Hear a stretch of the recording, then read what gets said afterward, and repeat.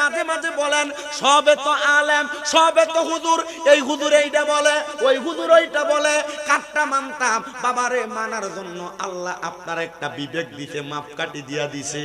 যেই জবান দিয়া আল্লাহর সর্বশক্তিমান বললে শিরিক হবে বলে, যেই জবান দিয়া আমার নবীর স্ত্রীদেরকে বেনামাজি বলে, নবীর স্ত্রীদেরকে কোনোদিন পর্দা করে নাই, রোজা রাখে নাই বলে, যেই জবান দিয়া বলে আমার নবী মরে গেছে, একবারে মাটির সাথে মিশে গেছে, ওইটা পবিত্র জবান হইতে পারে না।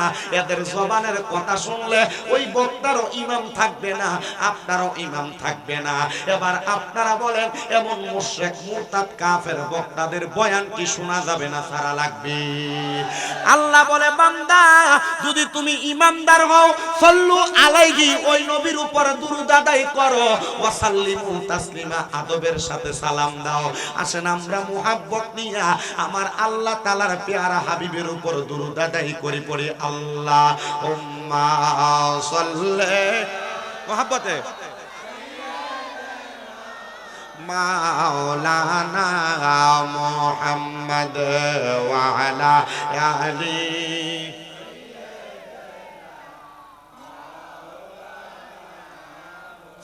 দয়াল নবীর ফসিনা মুবারক মেশকের চাইতে আরো সুগ্রাণ, সাহাবীরা আতর রূপে করতেন তাগাবের বহার। আল্লাহুম্মা, দাঁড়ায় থাক, আপনি ডাকেন কেন? আপনি বসেন, আপনি বসেন, ডাকেন না। মাও ওয়ালা আলি সাইয়্যিদ মাও মুহাম্মদ। আল্লাহ আল্লাহ আল্লাহ ইল্লাহ আল্লাহ আল্লাহ।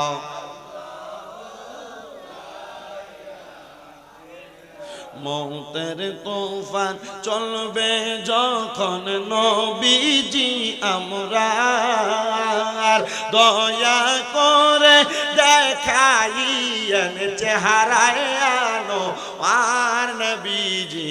আল্লাহ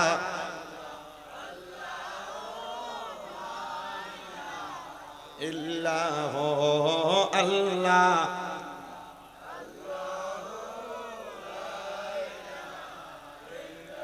अव्वला खैर सब कुछ जाने देखे बाईद करीब, गायब की खबर देने वाला अल्लाह का हबीब नबी जी। अल्लाह अल्लाह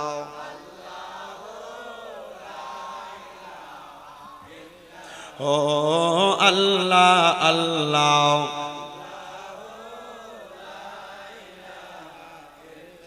রহমাতাল লিল আলামিন নবী রহমতে ভরপুর, রহমত দিয়ে ভরপুর করেন নূরুল আলা নূর নবীজি।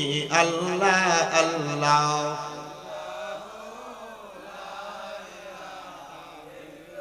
ও আল্লাহ আল্লাহ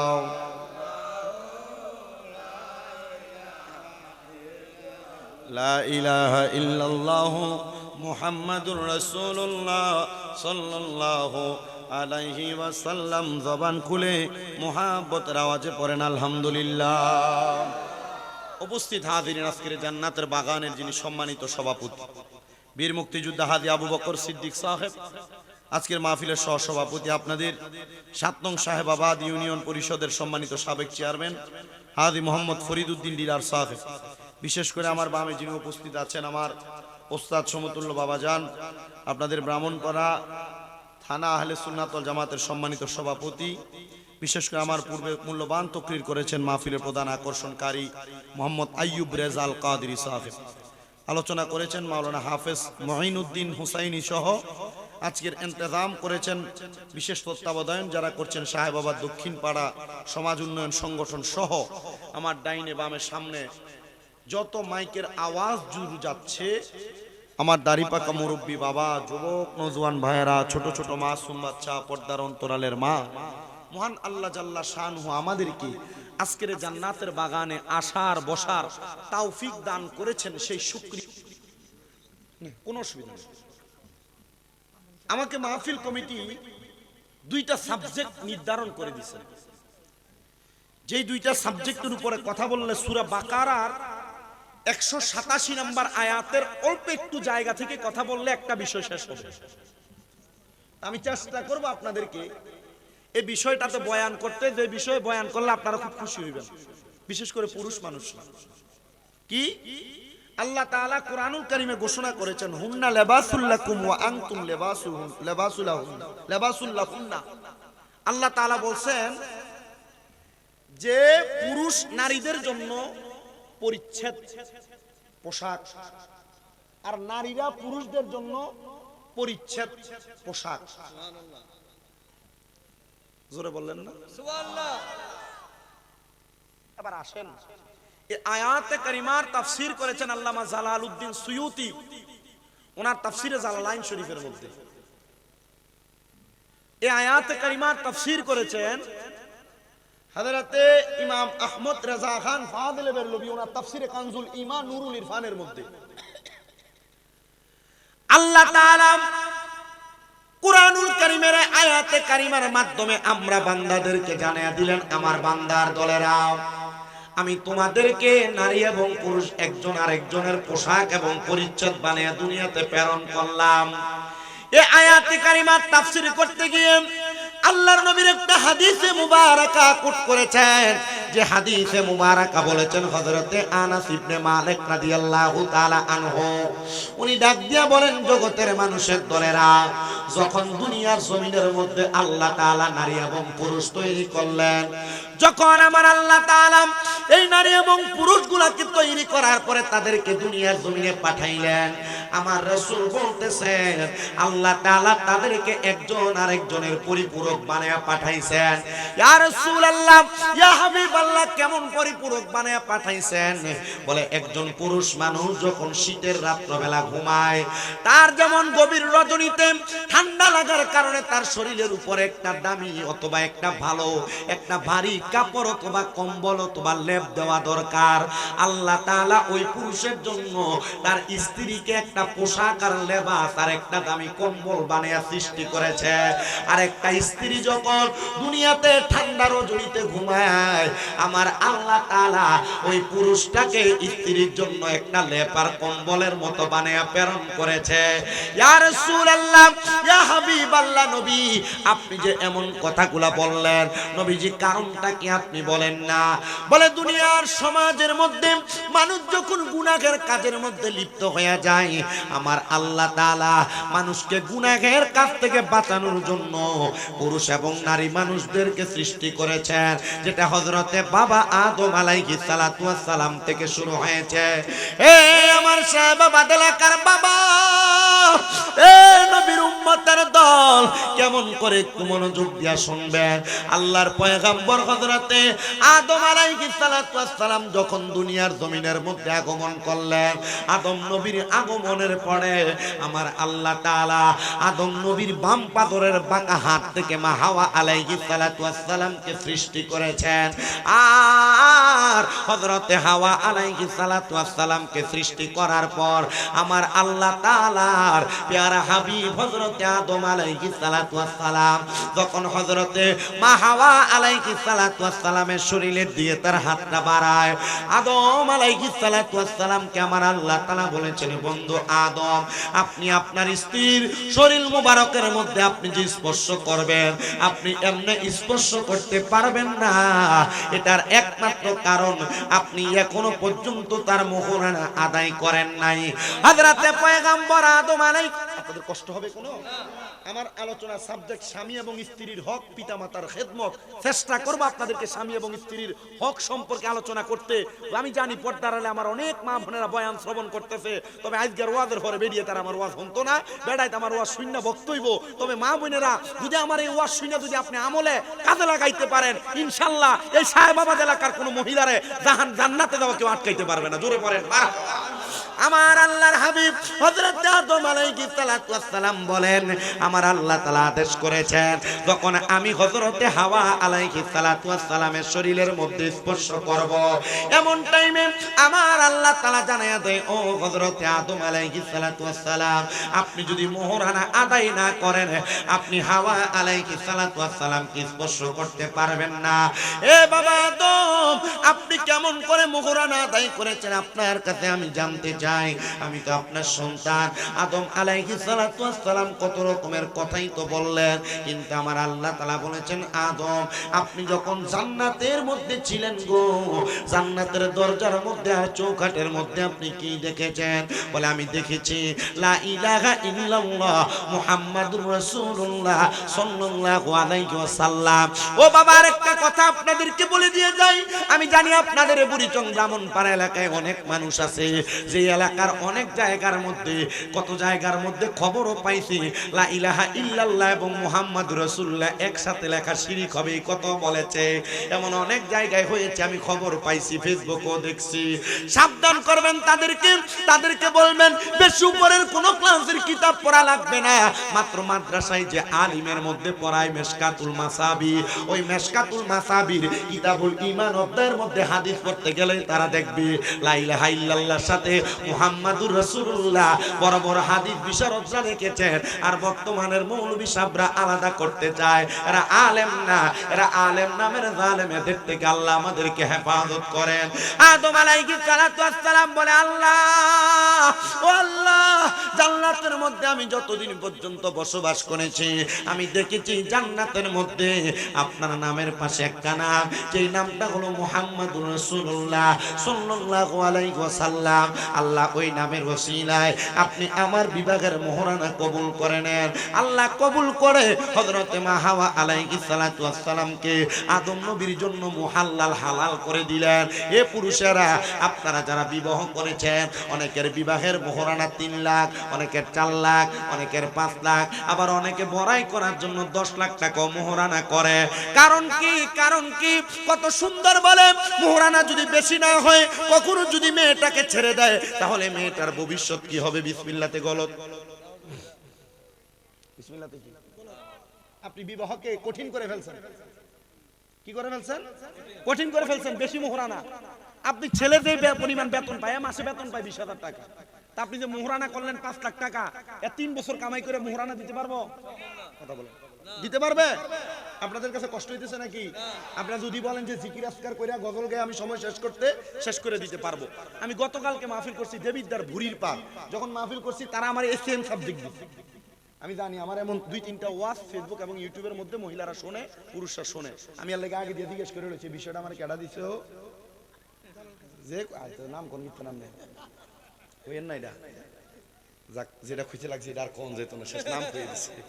তো আমি আপনাদেরকে যে কথা বলতেছি, আপনারা অধিক পরিমাণ মোহরানা নির্ধারণ করে বিবাহকে কঠিন করেছেন, আপনারা সন্তানদেরকে বিবাহ করাইতে চাচ্ছেন না। যদি আপনার এই পরিবারের মধ্যে বিবাহের মোহরানার পরিমাণ 50,000 টাকা, 1 লক্ষ টাকা হয়ে যাইতো, তাহলে একটা স্বাভাবিক বয়সের ছেলে বিবাহ করতে পারত। কিন্তু এখন মোহরানা বেশি হওয়ার কারণে ছেলেটাও বিবাহ করতে পারে না, আবার ছেলেটা বিবাহের কথা মুখেও আনতে চায় না। আবার এই বিবাহকে কঠিন করার কারণে আল্লাহর হাবিব আরো 1500 বছর আগে জানতেন।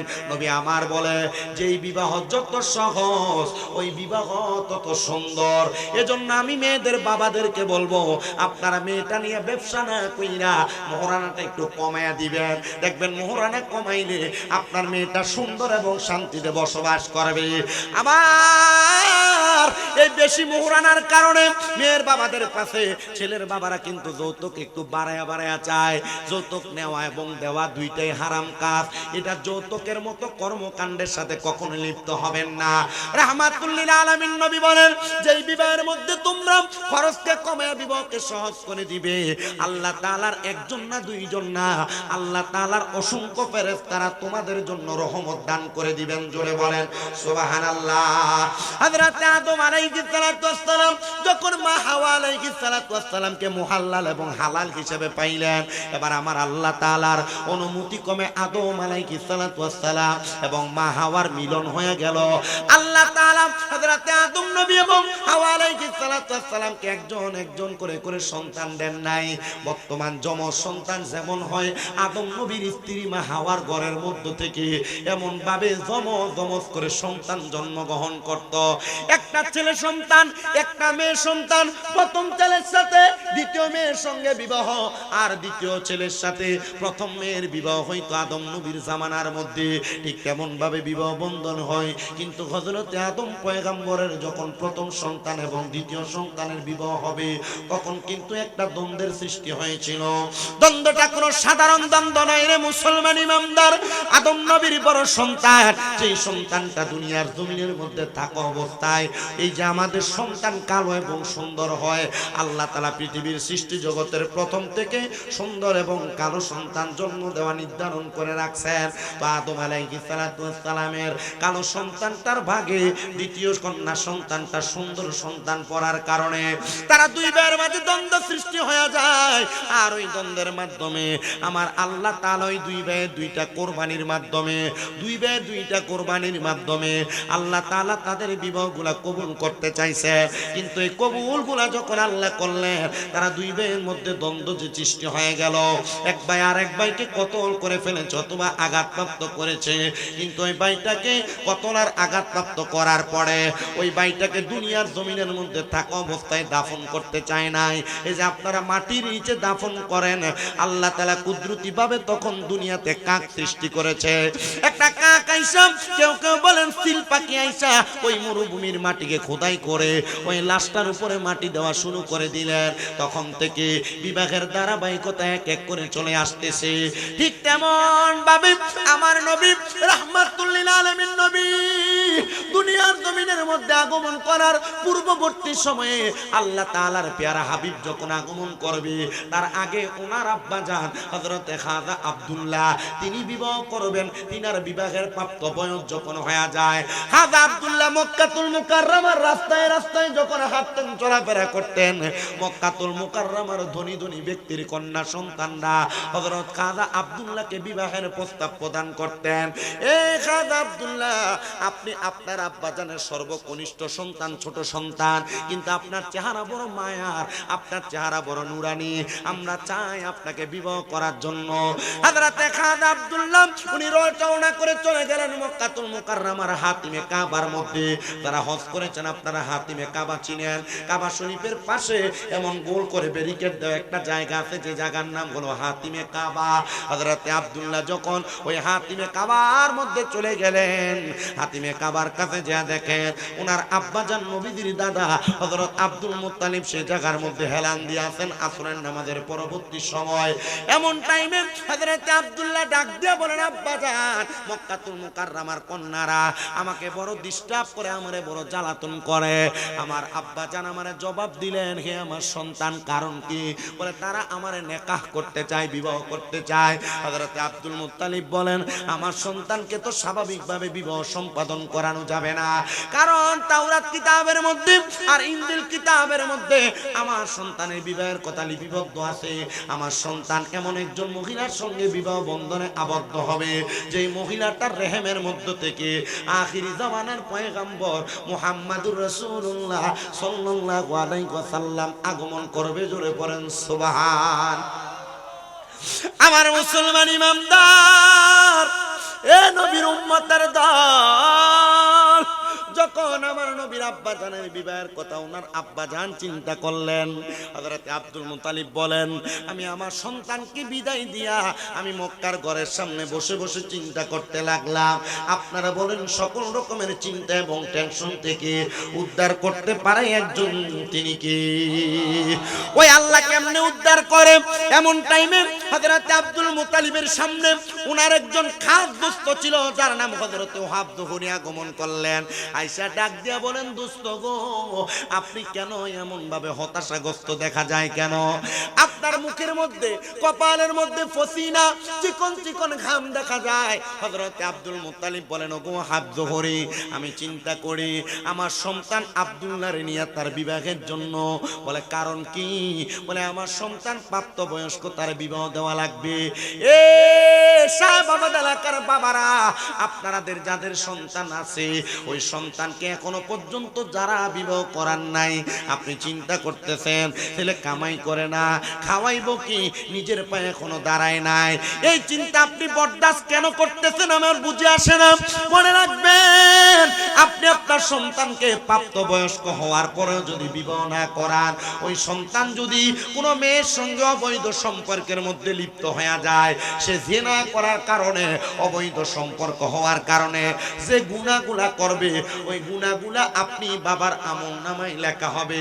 আপনার মেয়ে প্রাপ্তবয়স্ক, আপনি এখনো আপনার মেয়েটার বিবাহ দেন না, যদি আপনার মেয়েটা এমন কোনো অবৈধ সম্পর্কের মধ্যে লিপ্ত হয়ে যায়, তাহলে এটার কারণে আপনার মেয়ে যেই গুনাহগুলা করবে, ওই গুনার স্থানে গুনার বদ গুনাহগুলা আপনার আমলনামার মধ্যে লিপিবদ্ধ করা হবে।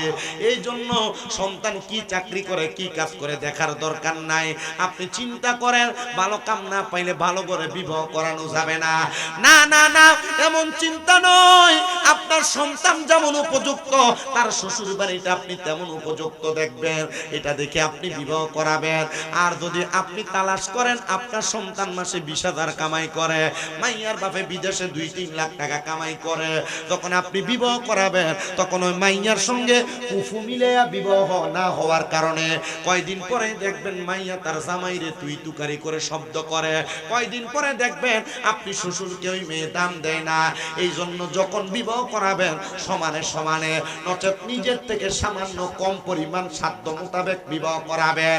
এই কথাগুলো আপনাদেরকে বলার কারণ হলো এগুলা মিলে না বিদায় বর্তমান দেখেন ডিভোর্সের পরিমাণ বড় বেশি।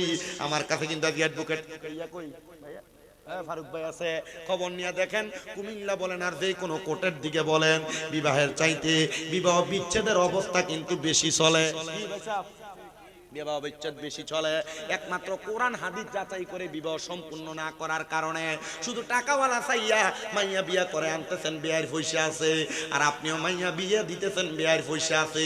এটা চিন্তা করে মাইয়া বিয়া দেন, মাইয়া নিম্নবর্তী হওয়ার কারণে তাদের সাথে অ্যাডজাস্ট হইতে পারে না, আর আপনার সন্তান নিম্নবিত্ত হওয়ার কারণে এই মাইয়াটা, এই সন্তান যাইয়া শ্বশুর বাড়ির সাথে অ্যাডজাস্ট করতে পারে না। তখন কি হয়? কথা কন না, বিবাহ বিচ্ছেদ হয়ে যায়। যদি আপনাদের কষ্ট হয় একটু মনোযোগ দিয়ে শোনেন। আল্লাহর হাবিবের আব্বাজান হযরত আব্দুল্লাহর বিবাহের ব্যাপারে আব্দুল মুত্তালিবের কাছে প্রস্তাব দেয়, দোস্ত আমার, আপনার পরিবার, আপনার বংশ আমার বংশ এক হইতে পারে, কিন্তু অর্থের দিক থেকে আমরা সমান সমান। আপনার কাছে আমার একটা আবদার, আপনি চাইলে আমার কন্যার সঙ্গে আপনার সন্তানের বিবাহ বন্ধন করাইতে পারেন। তাদের যেমন কথা তেমন কাজ, সুন্দর করে হযরতে খাজা আব্দুল্লাহর বিবাহ হয়ে যায়। দাদা আব্দুল্লাহ বলে, আমি বিবাহ করার পরে আমার স্ত্রীকে মোহরানা সৌরভ আমি সাধারণ কোনো কিছু দেই নাই, আমি আমার স্ত্রীকে 2টা পাটি, একটা পাটি দান করেছি, একটা বালিশ দান করেছি, একটা বালিশের সাথে তার জন্য আমি গলা বন, কান বন, নাক বন, হাত বন দান করেছি। এগুলো আমি মোহরানা হিসেবে দান করেছি। দেওয়ার পর তাদের যখন বিবাহ সম্পাদন হয়ে যায়, হযরত খাজা আব্দুল্লাহ বলেন, আমি যখন আমার বাসর ঘরে প্রবেশ করেছি, পরবর্তী সময় আমি আমার ঘর থেকে যখন সকালবেলা বের হয়ে যায়, মক্কার মেয়েরা আমার সামনে দিয়ে হেঁটে যায়, তারা আমার দিকে একবারও ফিরে তাকান না। কারণটা কি গো মক্কার মহিলারা, কেন তাকাও না? আমি এই কথা আর তাদেরকে না বইলা আমার আব্বাজান আব্দুল মুত্তালিবের কাছে প্রশ্ন করলাম, ওগো আমার আব্বাজান, মক্কার মেয়েরা তো আর আমার বিবাহের কথা বলে না। খাজা আব্দুল্লাহ বলে, খাজা আব্দুল মুত্তালিব বলে, এ আব্দুল্লাহ, মক্কার মেয়েরা তোমার পাগল ছিল না, মক্কার মেয়েরা তোমার পেশানির মধ্যে, তোমার কপালের মধ্যে যেই নূরে মুহাম্মদী ছিল, এই নূরে মুহাম্মদীর পাগল ছিল। জোরে পড়েন সুবহানাল্লাহ। হযরতে আব্দুল মুত্তালিবের জবাব শুনলাম, উনি বলেন আমি প্রশ্ন করলাম গো আব্বাজান, এই নূরে মুহাম্মদী আমার পেশানি থেকে কোথায় চলে গেল? বলে আমার আল্লাহ তাআলা জানিয়ে দিয়েছিলেন এই নূরে মুহাম্মদীটা এমনে এমনে যাবে না, এমনে এমনে যাবে না। তুমি যখন তোমার মনোরম বাসর ঘরের মধ্যে প্রবেশ করবা আর হযরতে আমেনার কপালের মধ্যে চুম্বন করবা, হযরত আমেনা তোমার কপালের মধ্যে চুম্বন করবে, তোমাদের নূরে মুহাম্মদীটা একবারে ট্রান্সফার হয়ে একজন থেকে আরেকজনের কাছে চলে যাবে। এমন ভাবে বিবাহ বন্ধনের ট্রান্সফারিং হয়ে গেছে। আমার নবী রাহমাতুল লিল আলামিন নবী মা আমেনার গর্ভেও চলে আসছেন। মা আমেনার গর্ভ থেকে আমার নবী যখন দুনিয়াতে আগমন করলেন, নবীর আগমনের পরে নবীর বিবাহ। আমি আপনাদের কাছে আগে বিবাহ বন্ধনের ধারাবাহিকতাটা একটু বলি, তারপর আমি স্বামী স্ত্রীর হকের কথাটা বলে দিব। একটু মনোযোগ দিয়ে শুনবেন। আল্লাহর হাবিবের 5টা হাদিস থেকে আপনারা স্বামী স্ত্রীর হকের ব্যাপারে জানা নেবেন। যারা বউ মারে, আজ এই মহিলারা স্বামীরে তুইটাই করে শব্দ করে, দেখবেন আজকের ওয়াজের পরে আমি বিশ্বাস রাখি কোনোদিন এমন কথা হবে না। স্বামীরে কোনোদিন কোনো মহিলা তুই শব্দ ব্যবহার করবে না, আর কোন স্বামী কোনোদিন তার স্ত্রীকে তার মা বাবার নাম তুলে গালি দিবে না। আমার নবী বিবাহ করবেন, নবীজির বিবাহের প্রথম অবস্থা আম্মা জান খাদিজাতুল কুবরা আমার নবীকে বিবাহের প্রথম প্রস্তাব প্রদান করেছেন। নবী আমার বিবাহ করেছেন, কিন্তু আম্মা জান খাদিজাতুল কুবরাকে বিবাহ করার পরবর্তী সময় আমার নবীজির এক এক করে প্রতিটা বিবাহের মধ্যে আমার নবীজি মোহরানার হক হিসাবে অল্প কিছু দিরহাম প্রদান করেছিলেন। রাহমাতুল লিল আলামিন নবীর এই দিরহামগুলো প্রদান করার পরবর্তীতে আমার নবীজির কলিজার টুকরা 3 জন কন্যার মধ্য থেকে একজন কন্যা হযরতে মা ফাতেমাতুজ জাহরা রাদিয়াল্লাহু তাআলা আনহা, ওনার বিবাহ হয়ে যাবে। ওনার বিবাহটা আল্লাহ তাআলা হযরতে আলী কাররামাল্লাহু ওয়াজহুর সাথে সুন্দর করে নির্ধারণ করেছিলেন। কিন্তু আম্মা জান ফাতেমার বিবাহের পূর্ববর্তী মুহূর্তে বড় সুন্দর একটা খেলা হয়েছিল, বড় সুন্দর একটা আজব ঘটনা হয়েছিল। কেমন সুন্দর শুনেন একটু মনোযোগ দিয়ে। নবীজির কন্যা সন্তান খাতুনে জান্নাতকে বিবাহ করার জন্য যখন চারদিক থেকে প্রস্তাব আসে, রাহমাতুল লিল আলামিন নবীজি তখন ওই প্রস্তাবকে প্রত্যাখ্যান করে নাই, কারণ আমার নবী সাহাবায়ে কেরামের মনে কষ্ট যাবে। নবী আমার ডাক দিয়ে বলে, জগতের মানুষ তোমরা শুনো, আমি নবী আমার সব সাহাবায়ে কেরামকে বললাম, তোমরা যে আমার সম্মুখে আইসা পবিত্র কোরআনুল কারীমকে প্রথম থেকে শেষ পর্যন্ত খতম করতে পারবা, আমি নবীর কন্যা খাতুনে জান্নাত ফাতেমাকে তার কাছে বিবাহ দেওয়া হবে। আমি নবীজির এই কথা মোতাবেক সব সাহাবায়ে কেরাম আসছে, কিন্তু একজন সাহাবী আসতে দেরি হয়ে গেছে, যার নাম হযরতে আলী রাদিয়াল্লাহু তাআলা আনহু। তিনি যখন আগমন করলেন, আগমন করার সাথে সাথে আমার নবীজির এই কথা যখন হযরত আলী রাদিয়াল্লাহু তাআলা আনহু শুনলেন, উনি হঠাৎ করে হাত তুলে বললেন, ইয়া রাসূলুল্লাহ, আমার কোরআনুল কারীমের প্রথম থেকে শেষ পর্যন্ত খতম হয়ে গেছে।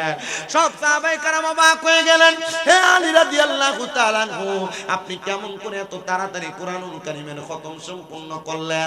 ইয়া রাসূলুল্লাহ, আপনি একদিন বলেছেন সূরা ফাতিহার পরবর্তীতে 3 বার যদি কোনো মানুষ সূরা ইখলাস তেলাওয়াত করে, তার আমলনামার মধ্যে এক খতম কোরআনুল কারীম তেলাওয়াতের সওয়াব নির্ধারণ হয়ে যাবে। এজন্য আমি বলেছি কোরআনুল কারীম খতম হয়ে গেছে। আমার নবী রাহমাতুল লিল আলামিন নবী এই হিকমতের কারণে হযরত আলী রাদিয়াল্লাহু তাআলা আনহুর কাছে নবীজি কন্যা সন্তানকে বিবাহ দিয়েছেন। যখন বিবাহ সম্পূর্ণ হয়ে যায়, হযরত আলী কাররামাল্লাহু ওয়াজহু বলেন, ওই বিবাহের জন্য আমার কাছে কোনো মোহরানা দেওয়ার মতো অর্থ ছিল না। এমন টাইমে হযরত আলী রাদিয়াল্লাহু তাআলা আনহুরে আমার নবী রাহমাতুল লিল আলামিন নবীর ইসলামের তৃতীয় খলিফা হযরত ওসমান জিন নুরাইন রাদিয়াল্লাহু তাআলা আনহু ওনার হাতের তরবারিটা হাদিয়া হিসেবে দিয়ে দিয়েছেন। বলেন সুবহানাল্লাহ।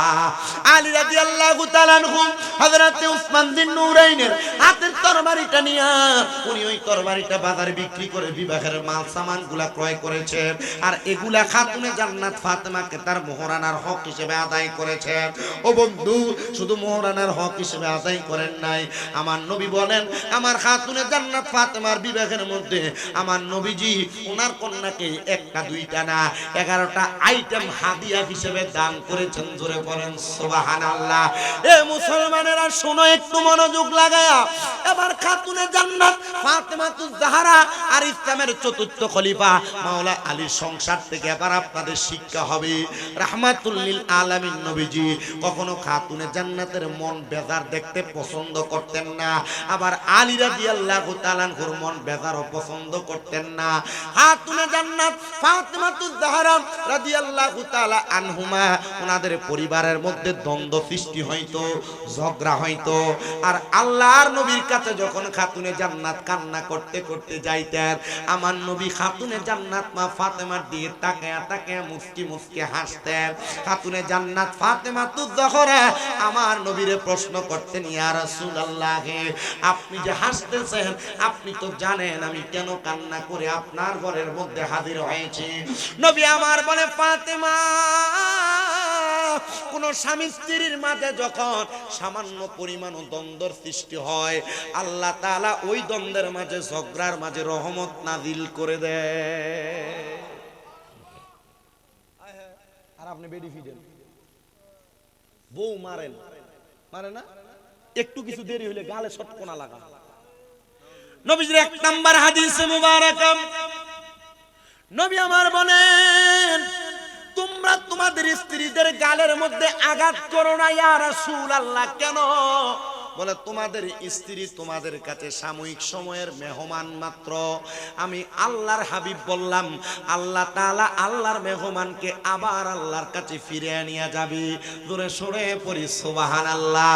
2 নাম্বার, তোমরা কখনো তোমাদের স্ত্রীদের মা বাবার নাম তুলে গালি দিবা না। আপনারা এটাই বেশি করেন, অমুকের জি অমুকের জি অমুকের জি বলে বলে আপনারা গালিগালাজ করেন। আল্লাহর নবী বলেন তোমরা তোমাদের স্ত্রীদের মা বাবার নাম ধরে গালি দিবা না। আমার নবী বলতেছেন কেন জানো? কারণ আমি নবী হইলাম মহিলাদের বাবা। ও বাবা, আপনি যে মহিলাদেরকে আপনার স্ত্রীকে মা বাবার নাম তুলে গালি দেন, তাহলে আপনি চিন্তা করেন আমার নবী যদি মহিলাদের বাবা হয়, ওই গালিটা আমার নবীর উপরে যায় পড়ে। নবীরে গালি দিয়া নবীরে কষ্ট দিয়ে আপনি হিকমতের মাধ্যমে নাজাত পাবেন, এটা কখনোই হতে পারে না। এবার আপনারা বলেন স্ত্রীকে মারা, আঘাত করা, স্ত্রীকে গালি দেওয়া, এটা কি কোরআন সুন্নাহ কি বহির্ভূত না কোরআন সুন্নাহর ভিতরে আছে? বহির্ভূত। কোরআন সুন্নাহ বলে না তোমরা তোমাদের স্ত্রীদেরকে মারবে না, আঘাত করবে না, গালে থাপ্পড় দিবে না, মা বাবার নাম তুলে গালি দিবা না। ও মা বোনেরা, আপনার স্বামী আপনাকে আঘাত করে, আপনার স্বামী আপনাকে মারে, কিন্তু আপনি মাঝে মাঝে আপনার স্বামীকে তুই তুকারি করে শব্দ করেন, আপনি মাঝে মাঝে আপনার স্বামীর সাথে সাথে আপনি তর্ক করেন। আবার অনেক মহিলারা তাদের স্বামী তাদেরকে আঘাত করার পরে উল্টা তাদের স্বামীর গায়ে আঘাত করে। আবার বর্তমান যুগের মহিলা যদি হয়, আঘাত করা লাগে না, রাত্রেবেলা ঘুমানোর সময় বিছানা আলাদা করে শুয়ে থাকে, অন্যদিকে ফিরা শুয়ে থাকে, মাঝখানে কোলবালিশ ব্যবহার করে, মাঝখানে সন্তান ব্যবহার করে। আরে অন্য সময় স্বামী স্ত্রী দুইজন একসাথে শুইতেন, সন্তানকে এক সাইডে রাখতেন, কিন্তু সন্তানকে মাঝখানে দিয়া দেয়। মা বোনের একটু মনোযোগ দিয়া শুনবা, তুমি তোমার স্বামীর সাথে যত রকমের ঝগড়া করো না কেন, আল্লাহর নবীর 3 নাম্বার হাদিস, নবী আমার বলতেছেন উম্মত যখন কোন স্বামী স্ত্রী ঘুমাইবে, তারা যেন ঘুমানোর সময় একটা বালিশের মধ্যে 2 জন ঘুমায়। এক বালিশে কয়জন? আস্তে কয়, জোরে কন্যা কয়জন? এক বালিশের মধ্যে যেন 2 জন ঘুমায়। ইয়া রাসূলুল্লাহ, মা আয়েশা সিদ্দিকা রাদিয়াল্লাহু তাআলা আনহা থেকে হাদিস বর্ণিত। আবার একই হাদিস আনাস ইবনে মালিক রাদিয়াল্লাহু তাআলা আনহুর আম্মা জান বর্ণনা করেছেন। তিনি বলেন আমার নবীজির জবান মোবারকের ঘোষণা, যখন কোন স্বামী স্ত্রী একই বালিশের মধ্যে মাথা রাইখা ঘুমায়, তারা একজন আরেকজনের সাথে যতটুকু ক্লোজ হইয়া লাইগা লাইগা ঘুমাবে, আর পৃথিবীর যত জায়গা খালি থাকবে আল্লাহ তাআলা প্রতিটা ক্ষণে ক্ষণে ওই জায়গাগুলা রহমতের আমলনামাকে ভরপুর করে দিবে। বলেন সুবহানাল্লাহ। এ মুসলমান ইমানদাররা, রাহমাতুল লিল আলামিন নবী বলেন, উম্মত শুধু তাই নয়, তোমরা শুনে রাখো, দুনিয়ার জমিনের মধ্যে কোন স্বামী যদি তার স্ত্রীর দিকে তাকায়া, আর কোন স্ত্রী যদি তার স্বামীর দিকে তাকায়া মুখকে হাসিও দেয় অথবা দাঁত দেখায়া হাসিও দেয়, ওই হাসির মাঝখানে আল্লাহ তাআলা অসংখ্য পরিমাণ ফেরেশতার জন্ম দেন, ফেরেশতা তৈরি করেন। ইয়া রাসূলুল্লাহ, কারণ কি? এদের হাসির মধ্যে কি এমন আছে? বলে যখন তারা হাসে জান্নাতের হুরেরা হাসে, যখন কোন স্বামীর দিকে তাকায় স্ত্রী হাসে, জান্নাতের হুরেরা হাসে। আর বর্তমান যুগে অনেক মহিলারা স্বামী মোবাইলটা ধরতে যদি একটু লেট হয়ে যায়, বাড়িতে গেলে আর এই বেডির মুখের দিকে সাউন্ড যায় না। কি কথা বলেন না, আছে না নাই? এ বাবা, এ আমার পর্দার অন্তরালের আম্মুজিরা, আমি আপনাদের সতর্কতার ব্যাপারে বলি, আপনার এই ব্যাপারে বড় সাবধান হয়ে যাবেন। তবে আমরা পুরুষ মানুষ যে তো ভালো মানুষ এটাও কিন্তু না। কেন না, কেন না, কেন না, একটু শুনেন বাবা। পুরুষ মানুষ যদি আমরা ভালো হইতাম, আমরা মহিলাদেরকে মারতাম না। আমরা যদি ভালো হইতাম, আমরা তাদের মা বাবার নাম তুলে গালি দিতাম না। আমরা তার বাবার বাড়ির কোনো বিষয়ে খোটা প্রদান করতাম না। এই জন্য রহমতের নবী মদিনার কামলিওয়ালা নবী বলেন, তোমরা কখনো তার মা বাবা এবং পরিবারের ব্যাপারে বাজে মন্তব্য করবা না। এবার মহিলারা, তাদের একটু দায়িত্ব আছে, তারাও তো পালন করার দরকার। অনেক মহিলারা রাত্রবেলা আরামে ঘুমায়। নবী আমার ঘোষণা করতেছেন, উম্মত দুনিয়ার মহিলা যারা আছো, তোমরা কখনো তোমাদের স্বামী বাড়িতে প্রবেশ করার আগে ঘুমাইবা না। ইয়া রাসূলুল্লাহ, কেন? বলে কারণ হলো, কোন মহিলা যদি ঘুমানোর পূর্ববর্তী মুহূর্তে তার স্বামীকে খুশি করে ঘুমায়, আল্লাহ তাআলা ওই মহিলার জন্য জান্নাতের মধ্যে বালাখানার ব্যবস্থা রাখে, জান্নাতি বালাখানা। আরে মহিলা নিজে ঘুমায়, জামাই রাত্রবেলা ঘরে আসলে নিজে তরকারি গরম করে ভাত খাওয়া লাগে। আপনারা কথা বলেন না, আছে না নাই? আমি জানি না এই শাহবাবাদ এলাকার মানুষ আমার কথাগুলা কেমন শুনবেন, কেমন মানবেন। তবে সোশ্যাল মিডিয়ার মধ্যে অনেক মানুষ এই বিষয়গুলা গ্রহণ করেছে যে হ্যাঁ, আমরা মহিলাদের এবং আমরা পুরুষদের পক্ষে কথা বলার একটা হুজুর আমরা পাইছি। অনেক প্রবাসীরা মাঝে মাঝে বিচার দেয়, হুজুর আমি বিদেশে থাকি, আমার স্ত্রীকে আমি ফোন করার পরই কলের মধ্যে আমি ব্যস্ত পাই। হুজুর আমি বিদেশে থাকি, আমার স্ত্রীকে যদি বলি তুমি ঘর থেকে বের হয়ো না, আমার স্ত্রী বের হয়ে যায়, আমার অনুমতির চিন্তা করে না। হুজুর আমার স্ত্রীর কাছে আমি সম্পদ টাকা পয়সা যা আছে আমি তা দিয়ে দিয়েছি, কিন্তু আমার স্ত্রী আমি প্রবাসে থাকার কারণে আমি কোনো কথা বললে আমার কথাকে পরোয়া করে না। এবার মা বোনদেরকে বলছি, আপনাদেরকে বলছি, এতক্ষণ স্বামীদের ব্যাপারে বলেছি, এবার আপনাদের সতর্কতার জন্য বলছি। নবী আমার বলে, কোনো মহিলা তার স্বামীর অনুমতি ছাড়া বাবার বাড়িতেও যাইতে পারবে না। আর শাহবাবাদের মহিলারা স্বামী যদি ঘুমন্ত অবস্থায় থাকে, সকাল 10টার আগে বুড়িচং বাজার, বামুনপাড়া বাজার ঘুরে চলে আসে, জামাই টেরও পায় না। প্রতি বৃহস্পতি শুক্রবার যদি ওই মহিলাকে ফুচকা চটপটি খাইতে বিভিন্ন জায়গায় যাইতে না দেয়, মহিলা রাগ করে থাকে। এ মহিলারা, আপনাদের সতর্কতার জন্য বলছি, রহমতের নবীর ঘোষণাটা মানার চেষ্টা করবেন, রহমতের নবীর ঘোষণাটা মানার চেষ্টা করবেন। আল্লাহর হাবিব মুহাম্মদুর রাসূলুল্লাহ সাল্লাল্লাহু আলাইহি ওয়াসাল্লাম বলে, কোন মহিলা যদি তার স্বামীর অবাধ্য হয়ে যায়, তার স্বামীকে নারাজ করে ইন্তেকাল করে, তাহলে ওই মহিলার জান্নাতে যাওয়া কষ্টকর হয়ে যাবে। ইয়া রাসূলুল্লাহ, কেন গো আপনি মহিলাদের ব্যাপারে আরো কিছু সতর্ক বার্তা প্রদান করেন না? আমার নবী রাহমাতুল লিল আলামিন নবী বলেন, একটা মহিলা 4টা কাজ যদি দুনিয়াতে করে, ওই মহিলা কবরে যাওয়ার পর জান্নাতি। আর এই 4টা কাজের মধ্যে একটা কাজ হলো স্বামীকে খুশি রাখা, স্বামীর আদেশ মান্য করা। কিন্তু মা বোনেরা স্বামীর আদেশ মানবে দূরের কথা, তারা তাদের মতো করে চলাফেরা করে, তারা তাদের মতো করে সংসার চালায় না গো মা। আপনারা যারা স্বামীর কথার উপরে কথা বলেন, স্বামীকে ধমক দেন, স্বামীর কথা ছাড়া, ওয়ার্ডার ছাড়া আপনারা বাইরে চলে যায়। আপনারা যারা স্বামীর অনাকাঙ্ক্ষিত অনুপস্থিতিতে অন্যদের সাথে কথা বলেন, এই ব্যাপারে আপনি সাবধান হবেন। আপনি যদি আপনার স্বামীর ইচ্ছার বাহিরে অন্য কোনো পুরুষের সঙ্গে কথা বলেন, তাহলে আপনি দাইয়ুসে রূপান্তর হয়ে যাবেন, আপনি জাহান্নামীদের কাতারে থাকবেন। এই জন্য সব মা বোনদেরকে বলবো, আপনারা একটু পর্দা মেনটেন করে চলবেন। যদি পর্দা মেনটেন করে চলে, তাহলে কোনোদিন ওই পরিবারে অশান্তি আসবে কিনা সন্দেহ আছে। এজন্য আল্লাহ কোরআনুল কারীমের মধ্যে ঘোষণা করে দিয়েছে, ওয়াকরনা ফি বুয়ুতিকুন্না ওয়ালা তাবাররাজনা তাবাররুজাল জাহিলিয়াতিল উলা। তোমরা তোমাদের নারীদেরকে জাহিলিয়া যুগের মহিলাদের মতো বের হতে দিও না। আর দেখেন, জাহিলিয়া যুগের মহিলাদের মতো বের হয় বিদায় মেয়েরা ইফতিজিং এর শিকার হয়, ধর্ষণ হয়, বিভিন্ন রাস্তার মধ্যে টিস্কারির শিকার হয়। এজন্য আপনারা যারা পুরুষ আছেন, আপনারা আপনাদের স্ত্রীদের হকটা আদায় করার ব্যাপারে সর্বপ্রথম তাদেরকে পর্দা করানোর চেষ্টা করবেন।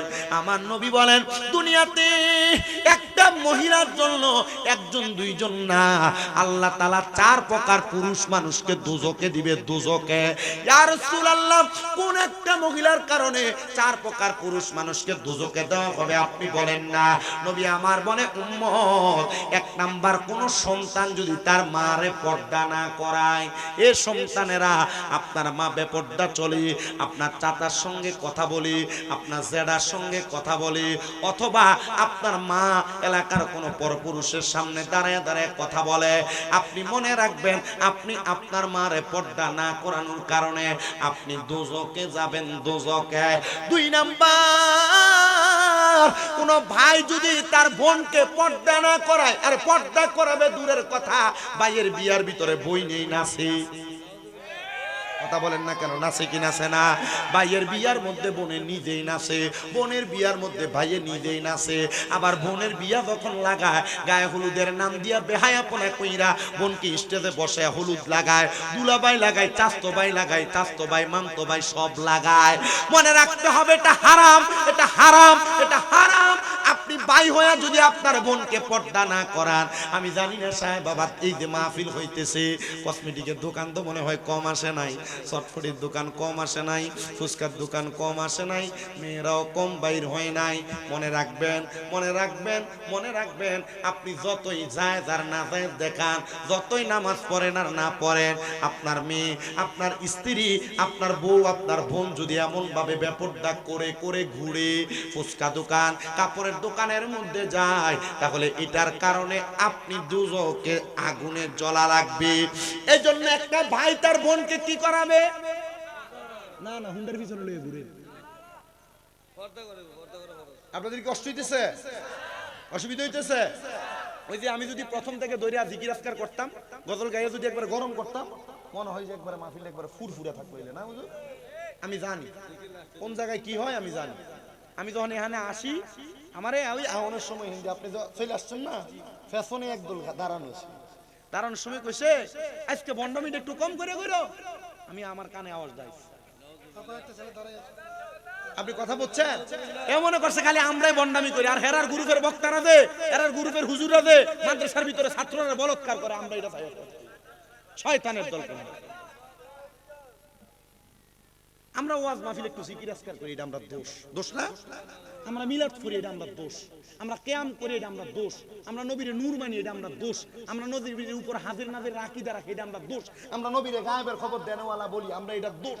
বাবারে, সব দোষ যদি আমরা রয়, তো দুনিয়ার সব জাহান্নামী এই সুন্নিরে আল্লাহ বানাইয়া, আল্লাহ তোরারে জান্নাতে দেখ। আমরা আল্লাহর কাছে কম, আল্লাহ দুনিয়ার সব মানুষরে জান্নাতি বানানোর লাগা আমরা যদি নবী নূর মাইনা বন্ধ হই, হাজির ও নাজির আকীদা রেখে বন্ধ হই, গায়েবের খবর দেনওয়ালা মাইনা বন্ধ হই, মিলাদ কিয়াম করে বন্ধ হই, আল্লাহ আমরা বন্ধ এরা ভালো রাখো, আল্লাহ গজব দিও না, হেদায়েত দিও। কথা কন না কেন? কথা কন না কেন?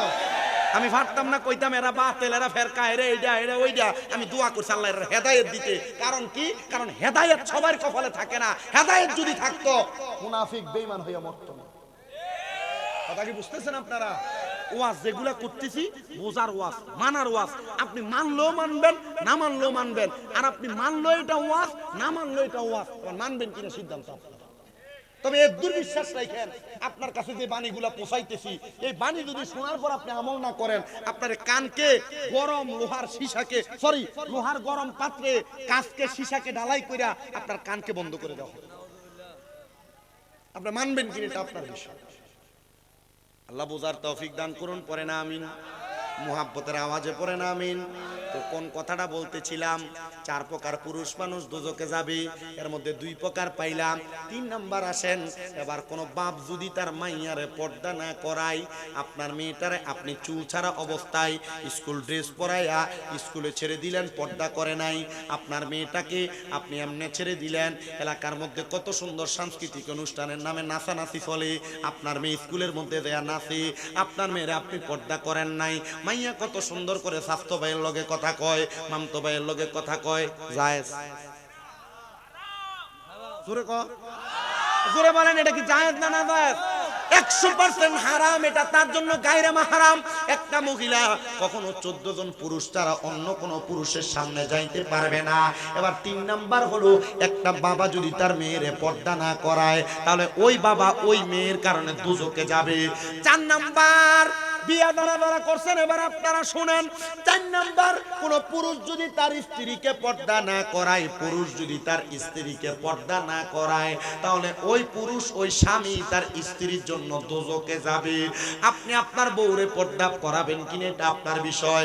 আরে পর্দা করাবে দূরের কথা, জামাই নিজে আদেশ করে, হ্যাঁ হ্যাঁ আপনি আমার এত সুন্দর স্ত্রী, আপনি আপনার দেবরকে ছোট ভাই মনে করে ভাতটি একটু বাইরে দেন। কি মনে করে ভাত বাইরে দিবে? কথা বলেন না। এবার আল্লাহর নবীর হাদিস বলে কি 2টা জিনিস। 1 নাম্বার, আমার নবী বলেন, এ দুনিয়ার মানুষের দলেরা, তোমরা তোমাদের স্ত্রীদের ব্যাপারে সতর্ক হও। একটা স্ত্রীর জন্য তার দেবর হলো কাল সাপের মতো, কাল সাপের মতো। আর একটা হাদিসে মুবারাকার মধ্যে নবী আমার বলে, একটা স্ত্রীর জন্য তার দেবর হলো মৃত্যু সমতুল্য। যদি কোনো মহিলা তার দেবরের সামনে যায়, সাবধান ভাই মনে করে আপনি দেবরের সামনে যাচ্ছেন গো আমার মায়েরা, মনে রাখেন গো মা, তাহলে আপনি এটার কারণে দোজখে যাবেন। দ্বিতীয়ত মৃত্যু সমতুল্য, জাহান্নামী হওয়ার জন্য আর কিছু লাগবে না, এটাই যথেষ্ট। আর কত সুন্দর করে মহিলা তার দেবরের হুন্ডার পিছনে কইরেও ঘুরে। আপনি ঠিক কইলো ঠিক, না কইলো ঠিক।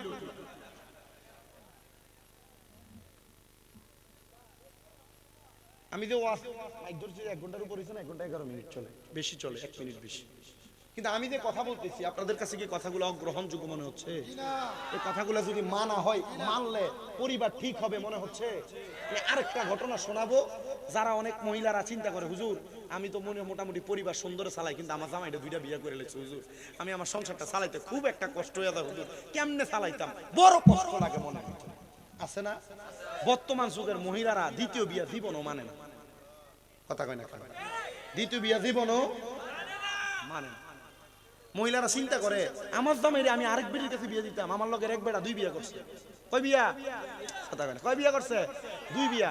এখন মাশাআল্লাহ এবারে সব সময় ছোট বউয়ের কাছে থাকে, তো এখন বড় বউ আর এবারে পায় না, পায় না বিদায় বড় বউ এখন বুদ্ধি কইরা সিস্টেম করছে যে এবারের কাছে বারবার কয় তুমি চাইলে আরেকটা বিয়ে করতে। এখন বেডি চিন্তা করছে, বিয়ে দিয়ে আরেকটা করছে, তারা যদি আমি বিচার করতে পারছি না, আরেকটা বিয়ে করাই দিয়ে তার মাথাতে আরেকটা টেনশন উড়িয়ে দিল।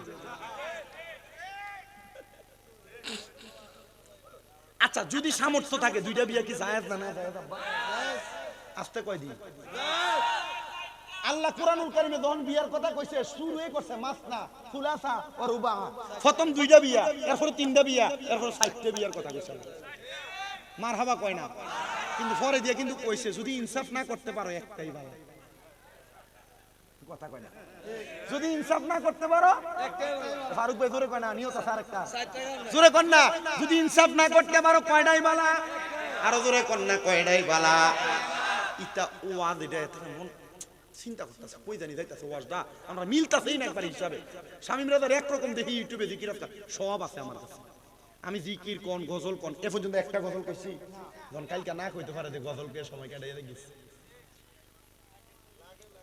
এইটা না যা কই লাস্টে দিয়ে জিকির করবো, মুনাজাত দেবো, তো আবার উকলেবেন জিকিবেন ভাই ছুটি একবার। আল্লাহ কবুল করেন, জোরে কোন আমিন। আমার আগে আমার দোস্ত আইয়ুব রাজা কিন্তু আমার ক্লাসমেট, আমার সাথে কুমিল্লা আলিয়ায় কামেল দ্বিতীয় বর্ষে ফেকাতে এবারও পরীক্ষা দিবে। আমরা একসাথে এক হলের ভিতরে পরীক্ষা দিচ্ছি এবছর, এই গতবার। তো ইনশাল্লাহ এবারও দিব। তো মোটামুটি আমি দেখছি আমি নাতে রাসূল পড়ছে, এই জন্য আমি চিন্তা করছি যে না, আমি 1 ঘন্টা ওয়াজ করে লাই, এরপরে আমি মোটামুটি বিদায় নিলে জায়েজ হবে। আল্লাহ কবুল করো, কোনা আমিন, আর মুহাব্বতে কোনা আমিন। তো যেই কথা আমি আপনাদেরকে, দুইটা বিয়ে দ্বারা করেন, ইনসাফ করা লাগবে। এক বউরে যে টাকা দিয়ে কাপড় দিবেন, অন্য বউরে সেই টাকা দিয়ে কাপড় দিবেন। এক বউরে যেমন সময় দিবেন, অন্য বউরে সেই পরিমাণ সময় দিবেন। তবে সাবধান, সতর্ক, কখনো ইনসাফ ছাড়া দ্বিতীয় বিবাহের জন্য সিদ্ধান্ত গ্রহণ করবেন না। ইনসাফ যদি করতে পারেন, দ্বিতীয় বিবাহের সিদ্ধান্ত গ্রহণ করবেন।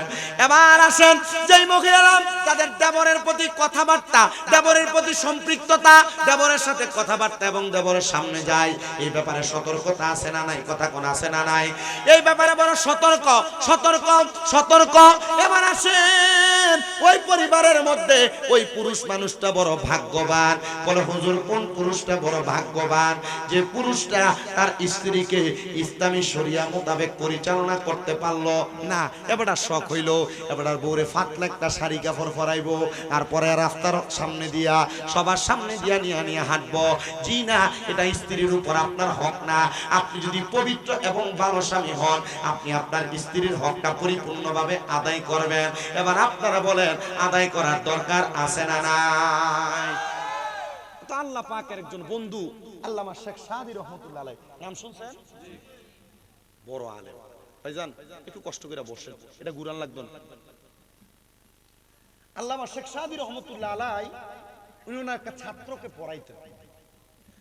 আল্লামা শেখ সাদীর কাজই ছিল সারাদিন এলেম অর্জন করা, এলেম হাসিল করা, আর এলেম বিতরণ করা। আপনারা কি কষ্ট নিবেন একটু বসে থাকলে? উনি যখন এলেম অর্জন করাইতেন, ওনার একজন খাস ছাত্র ছিল। সব ওস্তাদদের 2-1 খাস ছাত্র থাকে। তো ওনার একজন খাস ছাত্র ওনার কাছে একদিন দুপুর বেলা আসছে, তাড়াতাড়ি, হুজুর এই পড়াটা বুঝি না, আপনি আমার এই পড়াটা বুঝিয়ে দেন। মারহাবা পড়া। আল্লামা শেখ সাদীর কাছে ওনার ছাত্র আগমন করলেন। ছাত্র আগমন করে ডাক দিয়ে বললেন, হুজুর আমি পড়াটার ব্যাপারে এখনো পর্যন্ত ভালোভাবে অবগত না, আপনি আমার পড়াটা ভালো করে বুঝায়া দেন।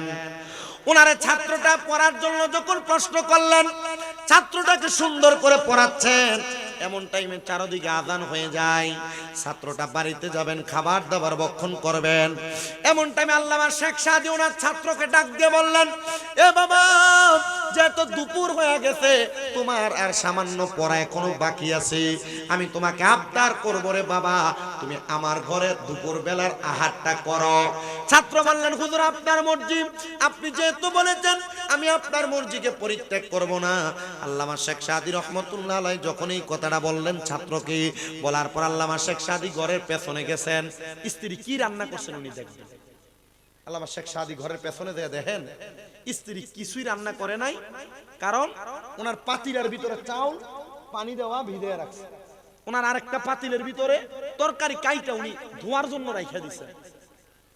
আল্লামা শেখ সাদী জিজ্ঞাসা করতেছেন একটু রাগান্বিত সুরে, আমরা মাঝে মাঝে ভাত রান্না দেরি হইলে সেটা দেনে বেরিয়ে লাগে, এই কেন দেখেন। আল্লামা শেখ সাদী একটু চেতার সুরে, রাগের সুরে বললেন, এত দেরি হয়ে গেল এখনো রান্না করেন নাই? আল্লামা শেখ সাদী এই কথা বলার সাথে সাথে ওনার স্ত্রী একটু রাগান্বিত হইয়া, এখন আমরা ওই যে কি এর ফাতিলে না, এখন সিলভারের ফাতিল, আর আগে রান্না করতো মাইটে ফাতিলের মধ্যে। আল্লামা শেখ সাদীর স্ত্রী ওনার হাতের মধ্যে মাটির পাতিলটা তুইলা, ওই মাটির পাতিলটা আল্লামা শেখ সাদীর মাথার মধ্যে রাগ কইরা বাড়ি মারছে। আপনি মনে হচ্ছেন হুজুরও মনে হয় বউর কাছে কিছু না, না না আসলে কিছু না, ঘরের ভিতরে হুজুরও কিন্তু বউয়ের সঙ্গে অনেক কিছু হয়। আল্লামা শেখ সাদীর মাথার মধ্যে এমন ভাবে আঘাত করছেন, আপনি আর আমি কইলে সাথে সাথে স্ত্রীর নাক আর মুখ বেড়ে খিস্তাম, ঘুষি মারতাম, আঘাত করতাম। আল্লামা শেখ সাদীর মাথার মধ্যে যখন আঘাত করলেন, উনি একটু স্তব্ধ হয়ে গেলেন, উনি একটু নীরব হয়ে গেলেন। নীরব হয়ে আল্লামা শেখ সাদী উনি ওনার স্ত্রীকে জবাব দিলেন, ঠিক আছে, তুমি যেহেতু আমারে আঘাত করলাম। আল্লামা শেখ সাদীর এই ঘটনাটা বড় সুন্দর করে লিপিবদ্ধ, আমি বড় অবাক হয়ে গেলাম। ওনার মাথার মধ্যে যখন ডেক দিয়া অথবা মাটির পাতিল দিয়ে আঘাত করেছে, মাটির পাতিল ভাঙ্গা যে কাঁচাটা আল্লামা শেখ সাদির গলার মধ্যে আটকে রয়েছে, আল্লামা শেখ সাদির সাথে সাথে ডাক দিয়া বললেন, স্ত্রী গো আমি এখন বাহিরে যাব, আর এলাকার মানুষের কাছে ঘুরে ঘুরে বলবো, দেখো এলাকার মানুষ আমার স্ত্রী আমারে কত ভালোবাসে, ভালোবাসা এই পাতিলের কাঁচা দিয়ে আমার মালা পরাইয়া দিছে। আল্লামা শেখ সাদি বলেন, আমি এই কথা বলার সাথে সাথে আমার স্ত্রী আমার পায়ের মধ্যে এসে জড়াইয়া ধরছে। কি লেগে ধরছে আপনি জানেন? বেটি চিন্তা করছে, এখন যদি মানুষের কাছে এই কথা বলে, আমার স্বামীর পুরো শরীরের ভিতরে আগের তরকারিগুলা ডেগের মধ্যে যেগুলা রাখছি, এই তরকারিগুলা পানিগুলা, আমার স্বামী এই কথা বললে মানুষ বুঝে যাবো মনে হয় আমি এই পাতিল দিয়ে তারা আঘাত করছি। আর মানুষ আমার স্বামীরে খারাপ বলবে না, বলবে কারে? কিন্তু আমার স্বামী আমার প্রশংসার কথাই কইছে, আমার বউ আমারে ভালোবাসে, মুহাব্বত করে, এজন্য আমারে মালা দিছে। আল্লামা শেখ সাদি রাহমাতুল্লাহ আলাইহি উনি বলেন, আমার স্ত্রীর সাথে সাথে আমার পায়ে ধরলেন, আমিও তারে মাফ করে দিলাম। একদিনের ঝগড়া কোনোদিন বেশি দিন নিবেন না স্বামী স্ত্রীরা। মনে রাখবেন, মনে রাখবেন, মনে রাখবেন, নবী আমার বলেন, দুনিয়ার জমিনে স্বামী স্ত্রীর মাঝে যত রকমের দিনের বেলা দ্বন্দ্ব হোক না কেন, তারা যেন রাত্রবেলা মধুর সম্পর্কের মধ্যে মিলিত হয়ে যায়। তাহলে তাদের পরিবারের কোনো দুশ্মন যদি থাকে, তারা রাত্রির মধুর মিলনের কারণে তারা যখন সকালবেলা পবিত্রতার জন্য গোসল করবে, তাদের শত্রু দমন হয়ে যাবে, তাদের পরিবার থেকে মুসিবত চলে যাবে। জোরে কোন মারহাবা। এই যে আপনারা জামাই বউর মধ্যে কাজ্জা লাগায়, ঝগড়া লাগায়, ফাসাদ লাগায়, দ্বন্দ্ব লাগায়, কখনো আপনাদের পরিবারে যদি দ্বন্দ্ব না চান, ঝগড়া না চান, জামাই বউ সব সময় সকালবেলা গোসল করবেন, দেখবেন এটার কারণে আপনার পরিবার থেকে দ্বন্দ্ব, ঝগড়া, ফাসাদ চলে যাবে। আর যারা জামাই বউর মধ্যে দ্বন্দ্ব লাগায়, ক্লিকবাজি করে, পরিবারের মধ্যে ফিতনা ফাসাদ লাগায়, মনে রাখেন রে, মনে রাখেন, তারা দূর থেকে চিন্তা করবে, আরে আমরা যা কই আর না কই, তারা জামাই বউ তো রাত্রবেলা ঠিক আছে। আপনি কি বুঝতেছেন? ইসলামী আইন শিক্ষা একটা ছোট্ট কিতাব আছে, মোটামুটি 560 পৃষ্ঠা, ইসলামী আইন। এই ইসলামী আইন শিক্ষার মধ্যে আপনি আপনার বউয়ের সাথে কোন আইন প্রয়োগ করবেন এটাও লিপিবদ্ধ আছে। সুবহানাল্লাহ, মারহাবা নাই। আমি কিন্তু মূর্খ হুজুর, আমি এত এলেম কালামওয়ালা হুজুর না। আমি আমার উস্তাদ, আমার মা বাবা, আমার ময় মুরব্বিদের দোয়ার কারণে ওয়াজ করি। মারহাবা। আপনারা কি কথা বুঝতেছেন? এই জন্য আমি আপনাদেরকে দেখেন ডাইরেক্ট বাংলা কথা বলতেছি। আমি পুরো ওয়াজের ভিতরে 2টা আয়াত পড়ছি। পুরো ওয়াজে কয়টা আয়াত পড়ছি? 2টা আয়াত পড়ছি, আর হাদিস পড়ছি শুধু একটা। কিন্তু আপনি দেখেন আমি এগুলো বলতেছি যে এগুলো আপনার মানার জন্য, বোঝার জন্য বলতেছি। আপনার কি কষ্ট হইতেছে, অসুবিধা হইতেছে? একটু শুনুন। আল্লামা শেখ সাদি রাহমাতুল্লাহ আলাইহি বলেন, আমার স্ত্রীকে আমি সাথে সাথে মাফ করে দিলাম। আমার স্ত্রীকে বললাম, ঠিক আছে, ভুলটা যেহেতু তোমার না, লাকড়ি আমি আইনা দেই নাই, লাকড়ি না আইনা দেওয়ার কারণে আল্লামা শেখ সাদির স্ত্রী রাগ করছেন। আচ্ছা, আমি যদি চাউল না আইনা দেই, বউ ভাত রান্না কই? ঠিক আছে, আল্লামা শেখ সাদির স্ত্রী বাড়িটা দেয় আর কয়, লাকড়ি আইনা দিলে তো আমি আপনার খাবার রান্না করব। লাকড়ি আইনা কইরা দেন, লাকড়ি আইনা দেন। আল্লামা শেখ সাদি সাথে সাথে ছাত্রকে বসে রাইখা ঘরের পেছন দিয়ে লাকড়ি আনার জন্য গেলেন। উনি যখন লাকড়ি আনার জন্য গেছেন, উনি গাছের মধ্যে উঠে উঠে লাকড়ি ভেঙে ভেঙে নিচে ফেলতেছেন। উনি কিছুক্ষণ পর পর নিচের দিকে তাকায়, লাকড়ি উপযুক্ত পরিমাণ হয়েছে কিনা। উনি নিচের দিকে তাকানোর পর দেখতেছেন একটা ভাগ আসছে জঙ্গলার মধ্যে। ভাগ, ওই ভাগ আইসা জঙ্গলার চিপার মধ্যে আড়ালের মধ্যে দাঁড়ায় আছে। আল্লামা শেখ সাদি আবার নিচের দিকে নামতেছে। কি গো, আপনি ভাগকে কি ভয় পান না? আল্লামা শেখ সাদি দুনিয়ার জমিনের মধ্যে ভাগকে ভয় পায় নাই। আল্লামা শেখ সাদির সাথে সাথে চলে গেলেন। উনি নিচে যখন নামলেন, নামার পর সকল লাকড়িগুলা একসাথে গাঁটুরি করলেন, একসাথে বাঁধলেন। বাঁধার পর আল্লামা শেখ সাদি দেখলেন অনেকগুলা লাকড়ি। উনি চিন্তা করলেন, আজকে একদিনের জন্য যদি লাকড়ি নেই হবে না, আমি আরেক দিনের লাকড়ি বাড়ায় নিয়ে যাব, যেন পরের দিন আমি বেশিক্ষণ পড়ালেখা করতে পারি, আমি যেন এলেম অর্জন করতে পারি। আর আমার এই লাকড়িগুলা নেওয়ার জন্য আমার একজন সহযোগী আছে। সহযোগীটাকে আল্লামা শেখ সাদি সকল লাকড়িগুলা বাঘের পিঠের মধ্যে বাঁধছেন। বাঘের পিঠে বাঁধা উনি সামনের দিকে যায়, বাড়ির সামনে। ছাত্রঘরের বারান্দা থেকে দেখতেছেন ওনার উস্তাদ ওনার শিক্ষক বাঘের পিঠের মধ্যে লাকড়ি বাইন্দা উনি লাকড়িগুলা বাড়িতে আনছেন। লাকড়িগুলা পেছনে দিয়া আল্লামা শেখ সাদী আবার একটা পাঞ্জাবি লাগিয়ে ছাত্রের সামনে আসছে। ছাত্র মুস্কি মুস্কি হাসি। আল্লামা শেখ সাদী বলে, বাবা একটু খাবারের দেরি হবে, আমরা আসেন পড়া শেষ করি। ছাত্র ডাক দিয়া কই, হুজুর জংলার বাঘরে কন্ট্রোল করতে পারছেন, ঘরের বউরে কন্ট্রোল করতে পারেন না।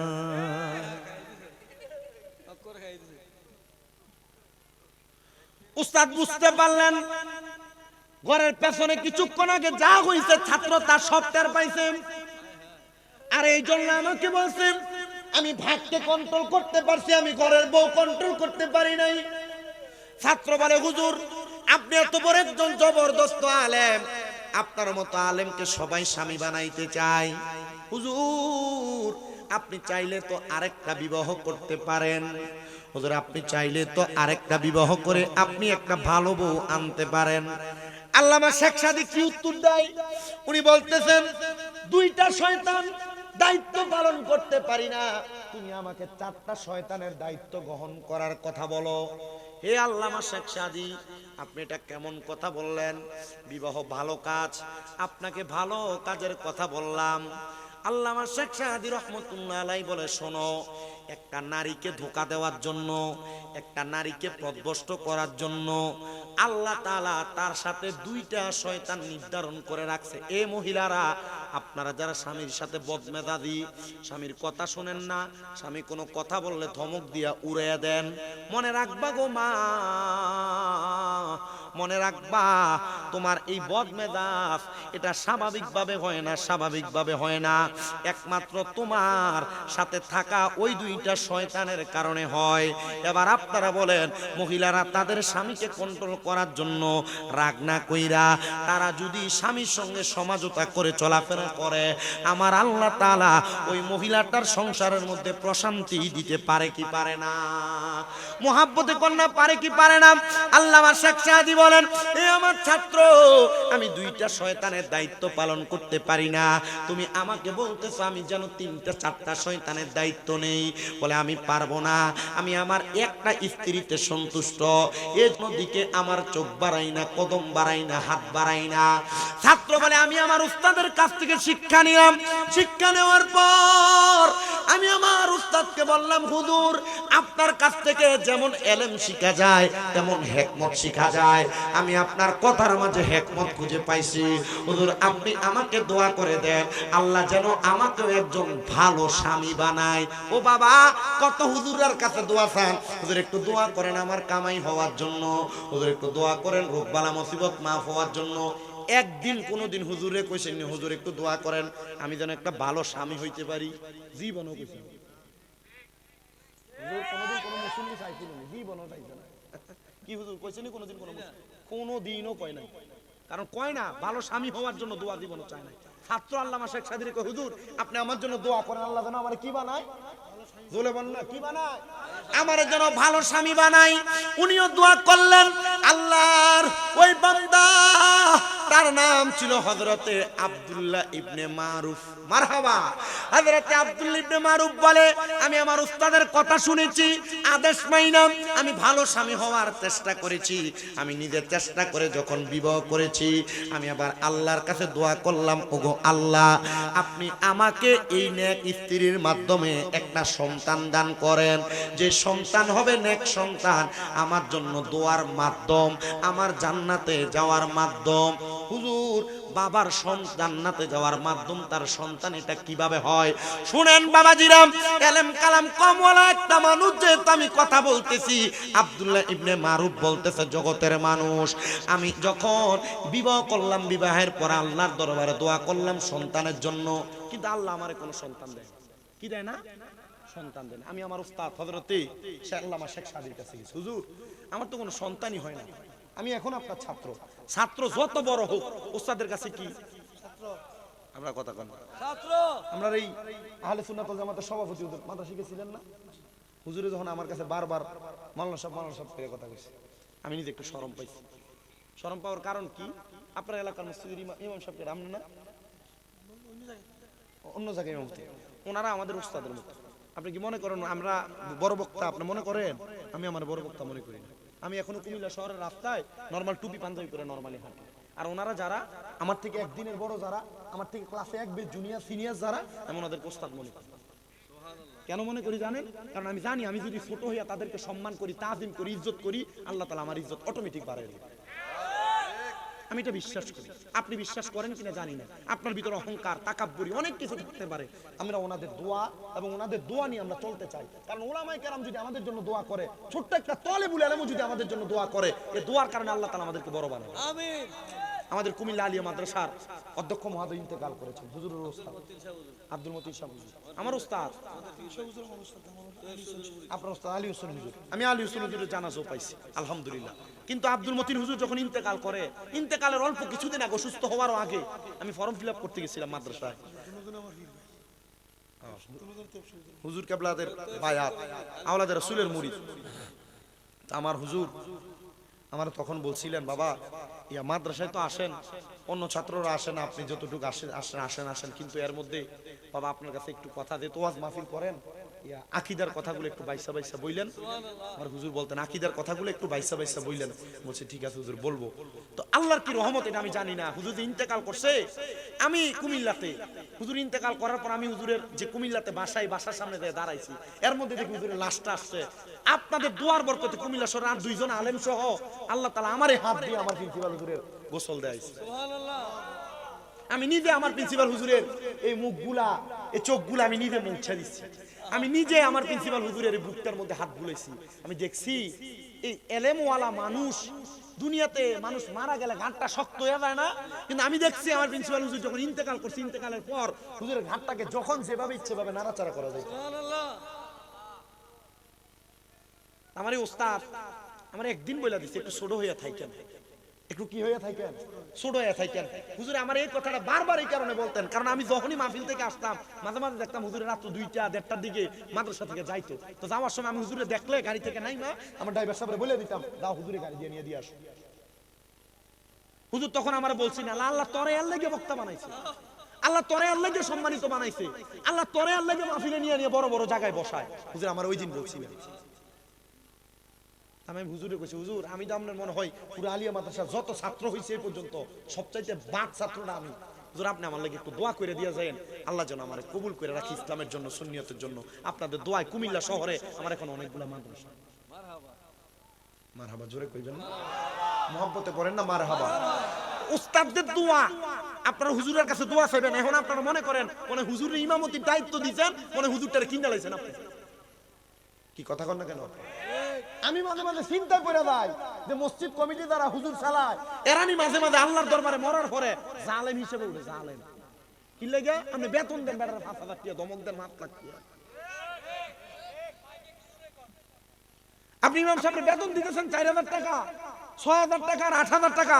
আপনি চিন্তা করে দেখেন তো আপনার সংসার 8,000 টাকা দিয়ে চলে কিনা? এক বস্তা চাউলের দাম 3200 টাকা বেটা। কম দাম এটা, বেশি দামে তো 5,000।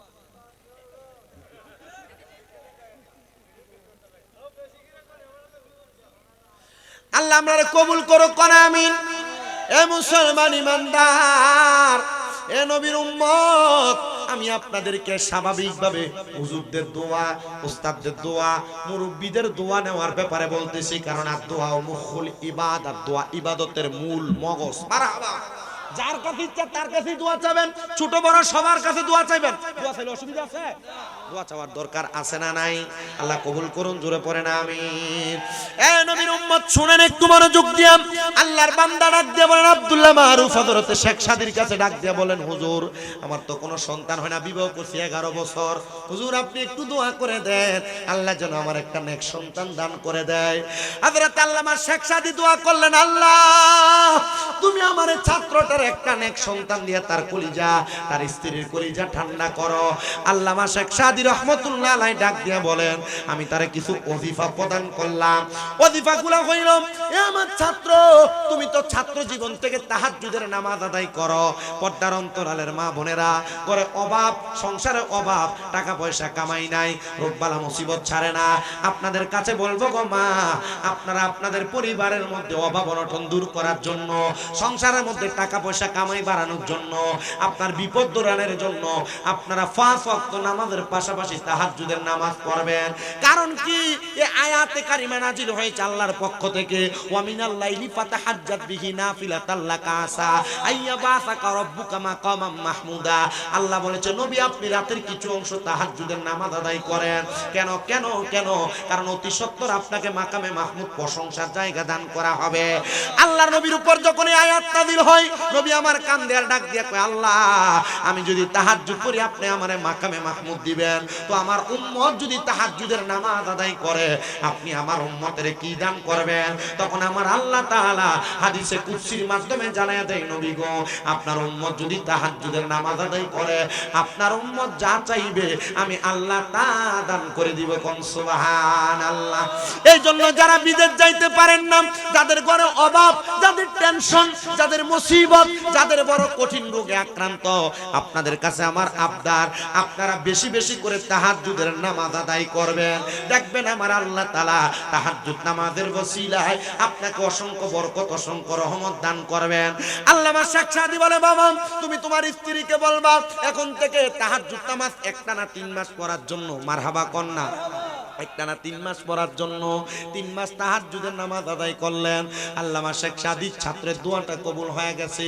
ছাত্র বলে, আল্লাহ তাআলা আমার একটা সন্তান দান করেছে, কিন্তু আমার স্ত্রী যখন সন্তান জন্মগ্রহণ করায় আমার স্ত্রীটা আমার হাতের মধ্যে ধরে ডাক দিয়ে বলেছিলেন, স্বামী আমার, আমি জানি না এই সন্তানকে আমি লালন পালন করে আমি আমার সন্তানের দায়িত্বগুলা পালন করতে পারবো কিনা, তবে আপনার কাছে আমার আবদার, আপনি আমার সন্তানের হকটা একটু আদায় করে দিবেন। মা জননী ইন্তেকাল করেছেন। ছাত্র ডাক দিয়ে বলেন, আমি আমার স্ত্রীকে এত ভালোবাসতাম, এত মোহাব্বত করতাম, আমি আর বিবাহ করি নাই। আমি আমার সন্তানের দিকে তাকাইলাম, আমার স্ত্রীর কথা মনে করে করে আমি আর কোনোদিন বিবাহ করি নাই। নবীজির তিরমিজি শরীফের এক হাদিস শরীফের কথা মনে পড়লো। নবী আমার বলেন, দুনিয়ার জমিনে কোনো স্বামীর স্ত্রী মারা যাওয়ার পর ওই স্বামী যদি তার স্ত্রীকে মোহাব্বত করে আর কখনো বিবাহ না করে, আল্লাহ তাআলা ওই স্বামীটাকে জান্নাতি 40 জন হুরের মেহমানদারি করাইবেন। আর ওই 40 জন হুরের খাদেমা বা 40 জন হুরের সরদারিনী বানায়া তার স্ত্রীকে জান্নাতে তাকে দান করবে। কোন মহিলার স্বামী মারা যাওয়ার পরে ওই মহিলা যদি বিবাহ না করে, আল্লাহ তাআলা ওই মহিলাটাকেও জান্নাতের মধ্যে জান্নাতের মধ্যে জান্নাতের মধ্যে হুরগিলমানদের খেদমতের মধ্যে রাখবেন। জোরে পড়েন সুবহানাল্লাহ। এই জন্য শুনেন, উনি বলেন আমি আমার সন্তানের হকগুলো আদায় করতেছি। এ বাবারা, আপনারা যারা কোন আমার ফুতে আমার ভাত খাওয়ায় না, আমার ফুত আমার দায়িত্ব পালন করে না, এটার জন্য শুধু ফুতে দায়ী না, আপনারা বাবারাও দায়ী। কেন? তবু বাপ মারা দায়ী বলা যাবে, কেন বলা যাবে না? কারণ বাপ মা আপনার দায়িত্ব যতটুক পারছে ওনার সাধ্য মোতাবেক। কোন বাপ মা চায় না তার সন্তান বাদ হয়ে থাকে, চায়? কোন বাপ মা চায় না। সব বাপ মা চায় তার সন্তান মানুষের মতো মানুষ হোক। তো এটা চাই বিদায় বাপ মা তার সন্তানের হক আদায় করে। কিন্তু কোন বাবা মা যদি তার সন্তানের উপর যে 5টা দায়িত্ব তার আছে, যদি ওই বাপ মা আদায় করে, তাহলে ওই সন্তান কখনো তার বাপ মার হক আদায় করা ছাড়া থাকবে না। মারহাবা পড়ে। তার মানে বোঝা যায় আপনি সন্তান জন্ম দেওয়ার পর আপনার উপর কিছু দায়িত্ব আছে। এই দায়িত্ব যদি আপনি পালন করেন, আপনার সন্তান আপনার দায়িত্ব পালন করবে। আল্লাহর হাবিব মুহাম্মদুর রাসূলুল্লাহ সাল্লাল্লাহু আলাইহি ওয়াসাল্লাম মুসনাদে আহমদের আরেকটা হাদিসের মাধ্যমে জানায়া দেয়, একটা মা বাপ যখন সন্তান জন্ম দেয়, তাহলে মা বাবার 1 নাম্বার দায়িত্ব ওই মা বাপ যেন সন্তানের কানের মধ্যে আযান দিয়ে দেয়। 1 নাম্বার দায়িত্ব। 2 নাম্বার, কোন মা বাবার সন্তান জন্মগ্রহণ করার পর ওই মা বাপ যেন ওই সন্তানটাকে 7 দিনের মাথায় একটা ভালো নাম রেখে দেয়। কয়দিন? 7 দিনের মাথায় একটা ভালো নাম রেখে দেয়। 3 নাম্বার, কোন মা বাবা সন্তান জন্ম দেওয়ার পর ওই মা বাবা যেন 7 দিনের মাথায় সন্তানের মাথার চুলটা কামায়া দেয়, মুন্ডে দেয়। ডাক্তার কইছে হুজুর 40 দিনের আগে চুল কাটন যেত না। জি না, 3টা শর্ত। কয়টা পাইলেন? 3টা। 1 নাম্বার নাম রাখা, আযান দেওয়া। 2 নাম্বার নাম রাখা। 3 নাম্বার চুল কামায়া দেওয়া। 4 নাম্বার, ওই মা বাবা যদি স্বাবলম্বী হয়, কি হয়? স্বাবলম্বী হয়। ওই সন্তান ছেলে হলে 2টা বকরি, মেয়ে হলে 1টা বকরি, ছাগল আকিকা প্রদান করা। আকিকা কেন দিবেন? রাহমাতুল্লিল আলামিন নবীর হাদিসে মুবারাকা। এবং আমাদেরকে যখন শরহে বেকায়া মাসালা যখন পড়াইতেছেন, আমাদের কুমিল্লা আলিয়া মাদ্রাসা ডক্টর সাইদুর রহমান হুজুর বলছিলেন যে আকিকা প্রদান করবে মা বাবা সন্তানের জন্য এই কারণে, যদি কোনো মা বাবা সন্তান জন্মগ্রহণ করার পর আকিকা আদায় করে, তাহলে ওই সন্তানের যদি কোনো রোগ বালা মুসিবত হয়, এই আকিকার দম দেওয়ার কারণে আল্লাহ তাআলা সন্তানকে রোগ মুক্তি দান করে।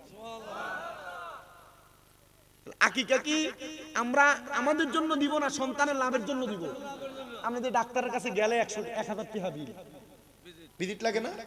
পরীক্ষা দিবে, এই পরীক্ষা ওই পরীক্ষা, 2-3 হাজার এমনি শেষ। তা আপনি 9-10 হাজার টাকা খরচ করে মেয়ে যদি জন্মগ্রহণ করে, একটা ছাগল কিনতে আপনার অসুবিধা কি? আপনার একটা ছেলে যদি হয় 2টা ছাগল কিনতে অসুবিধা কি? কথা বলেন না। এই আকিকা দেওয়ার পর, দম দেওয়ার পর এই গোশত গরিব দুঃখীরে দিয়ে দিবেন। হুজুর আমরা তো খাইতে চাই, হ্যাঁ খাওয়াইবেন, রান্না করেন, নিজে এক বেলা এদের সাথে খান, এলাকার গরিব দুঃখীরে দাওয়াত দিয়ে খাওয়ান। কারণ গরিব দুঃখীরে গোশত দিলেন, মশলার দাম আরো বেশি গোশত থেকে, তাহলে খাওয়াই দেন। হুজুর মা বাপ খাইতে পারবে? হ্যাঁ পারবে। আকিকার গোশত মা বাপ রাখেন না, কি করবেন না? রাখেন না, এটা বিলাইয়েন গরিব দুঃখী, এটা হক গরিব দুঃখী। আল্লাহ কবুল করুন, আমিন পড়েন। আমিন জোরে কয় না, এটা কিপটে আরো জোরে করে আমিন। আমি শেষ করতেছি, অল্প সময় আছে। তুমি এটা তো আবেগে কইছো। 1 ঘন্টা 40 মিনিট হয়ে গেছে, আমি তো হুজুর বইয়ের এসে ওয়াজ করতেছি, আমি চিন্তা করি আমার বিরক্ত হয়ে থাকা। আপনারা বসেন একটু মনোযোগের সাথে, আল্লাহ কবুল করেন, পড়েন আমিন। গজলের ওয়াজের ভিতরে চলে আসছে, একটু মুহাব্বতে আমার সাথে পড়বেন আপনারা ইনশাআল্লাহ। তো আপনারা আপনাদের সন্তানের দায়িত্ব পালন করবেন। সন্তানের দায়িত্ব কি? আকিকা প্রদান করা। তাহলে 4টা দায়িত্ব পাইলাম: আযান দেওয়া, নাম রাখা, মাতা কামানো, আকিকা দেওয়া। আর 5 নাম্বার দায়িত্ব হলো মা বাবা তাদের সন্তানদেরকে কোরআনুল কারীমের শিক্ষা গ্রহণ করানো। এবার আসেন এখানে আপনারা ধরা খাবেন কেন? আপনারা আপনাদের সন্তানদেরকে কিন্ডার গার্ডেনে পড়ান না? অনেকে এই বলা কোরআন শরীফ পড়তে পারেন। বর্তমান সমাজে বেশিরভাগ যুবক পোলাপান্ডি যদি বলে কোরআন তেলাওয়াত করতে পারেন, এ ব্যাপারে বড় দুর্বল। 7টার দিকে চলে যায় কিন্ডার গার্ডেনে, কিন্তু এই পোলা ইংরেজি আর অঙ্ক পড়ে 3000 টাকা দিয়ে পাস হবে। কিন্তু হুজুরের মুক্তবের 50টি হবে বেতনের লেগে 3 বারে তারা ঘরের সামনে দাঁড়ান যায়। কি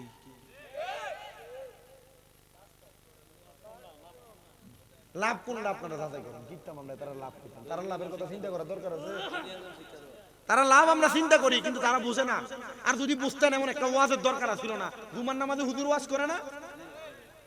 কি হুজুর জুমাতে হুজুর ওয়াজ করে না? জুমাতে যে 52 সপ্তাহ 52 বিষয়ে কথা বলে, যদি আপনারা 5 বছরে জুমার নামাজের ওয়াজের আমল করতেন, বুড়িসঙ্গের সাহেবাবাদ এলাকায়, বামনপাড়া সাহেবাবাদ এলাকায় একটা সাধারণ পাবলিক থাকলেন, নইলে আপনারা এক আল্লাহর ওলি হয়ে যেতেন। আপনারা তো জুমার নামাজের বিষয়ে ওয়াজ করেন না, কারণ ইমাম সাহেব খুতবা লয়ে দাঁড়ান, কোন রকম তুত্তুরে টুপিটা মাথা দিয়ে দৌড়ান, মুসল্লি বেড়ায়। আল্লাহ আমাদেরকে হেদায়েতের তৈয়বা নসিব করেন, পড়েন আমিন।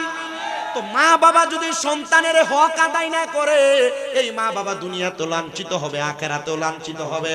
এজন্য আপনাদের কাছে আবদার, আপনারা আপনাদের সন্তানদের হকটা আদায় করবেন। কিন্তু যেই মা বাবা তাদের সন্তানকে কোরআন শিখায় না, এই ব্যাপারে আল্লাহ নবীর একটা মারাত্মক কঠিন হাদিসে মুবারক আছে, যদি কোনো বাবা তার সন্তানকে কোরআন না শিখায়, তাহলে সন্তান কাল ময়দানে মাশরে তার বাবার বুকের মধ্যে পাড়া দিয়া ফুলসেরাত পার হবে। কোথায় ভাড়া দিয়া? বুকে ভাড়া দিবে। এই ফুটি দিয়ে আপনার শরীরের লগে পাওটা একবার লাগবে 3 বার সালাম করে। কিন্তু আপনার শরীরের বুকের মধ্যে পাড়া দিয়ে যদি সন্তান ফুলসেরাত পার হয়, আপনার কষ্ট লাগবে না? এজন্য আপনাদের কাছে আবদার, করজোরে আবদার, আপনারা আপনাদের সন্তানদেরকে কোরআনুল কারীম শিক্ষা গ্রহণ করাবেন। আপনারা জানেন আমার যে মাদ্রাসাগুলো আছে, হুজুর যে মাদ্রাসায় গেছেন, আমার মাদ্রাসার কিশোরগঞ্জের এক ছাত্র আছে, তার বাবা ট্রাক চালায়। আমার ওয়াজ শুনছে, হুজুর ট্রাক চালাইতে চালাইতে আপনার ওয়াজ শুনছি, হুজুর শুনছি কোন সন্তান তার মা বাবার জানাজা পড়াইলে সালাম ফিরানোর আগে আল্লাহ তার মা বাবার জীবনের গুনাহ মাফ করে দেয়। আপনি ওয়াজ করছেন, হুজুর আমার ফুতে স্কুলে পড়তে, আপনার কাছে দিয়া গেলাম, আমার সন্তানটারে আপনি মাদ্রাসায় পড়ায়া আলেম বানায় দেন। হুজুর আলেম হয় কিনা জানি না, এমন উপযোগী বানায় দেন আমার ফুতে যেন আমার জানাজাটা পড়াইতে পারে। বেটা ট্রাক চালায়, কি চালায়? ট্রাক চালায়। আমার মাদ্রাসায় এমন ছাত্র আছে, ওনার বয়স 6 বছর, 6.5 বছর, এর নানা আইসা আমার কাছে দিয়া গেছে, 7.5 বছরে নানা দিয়ে গেছে, হুজুর আমার নাতিটার আপনি এমন উপযোগী বানিয়ে দিয়েন, আমার এই ছাত্রটা যেন এই আমার এই নাতিটা যেন আমার জানাজাটা পড়াইতে পারে। বেটা মাদ্রাসায় দেওয়ার পরে 1.5 বছরের মাথায় বেটা ইন্তেকাল করছে, 1.5 বছরের মাথায় ইন্তেকাল করছে। ইন্তেকাল করার পর এলাকার মানুষ বলছে যে ফলা কি জানাজা পড়াইবে, আমি বলছি উপযুক্ত, জানাজা পড়ানোর মতো যোগ্যতা তার জন্য হয়েছে, কিন্তু বয়সটা পরিপক্ক হয়নি, বয়সটা পরিপক্ক হয়নি। আপনার পড়ান, তারে দিয়ে পড়ান। তার আব্বাকে হুজুর থাক না, এলাকার মানুষ যেহেতু মানা করে, আমি তো পড়ান না, হয়ে যাবে ইনশাআল্লাহ। আমি আমার এক ওস্তাদ রেডি গেছি, হুজুর পড়াইতে পারবো নি, ফোলা কোরআনুল কারীম সহি পড়তে পারে, আমি বলে পারে। ফোলা জানাজার নামাজের সব মাসলা মাসাইলের ব্যাপারে আমি হুজুর জানে, হুজুর বলছেন যে ঠিক আছে পড়াইতে। ফোলার বাপে যখন আমার মানা করছে, আমি পড়াইতে দেন, আমার ছাত্রের ব্যাপারে আমার আইডিয়া আছে, ফোলা ফোরা ফোলা জানাজা ফরানোর পর ফোলার বাপে কানতে কানতে আমার কাছে, হুজুর আমার ফুটে দিয়ে দূর ভাড়া, আমি তো জানি বেটা বিদেশে ছিল 9 বছর, কয় বছর 9 বছর, মানে এই ফোলা যখন জন্ম হইব, এই জন্ম হওয়ার আগে মার গর্ভে থাকা অবস্থায় বেটা বিদেশ গেছে। হুজুর আমি বিদেশ থেকে আইছি, আমার শ্বশুরের খবর মারা যাওয়ার খবর শুই না, হুজুর আমার ফুটে দিয়ে দূর হয়েছে, এটা আমি বুঝি না।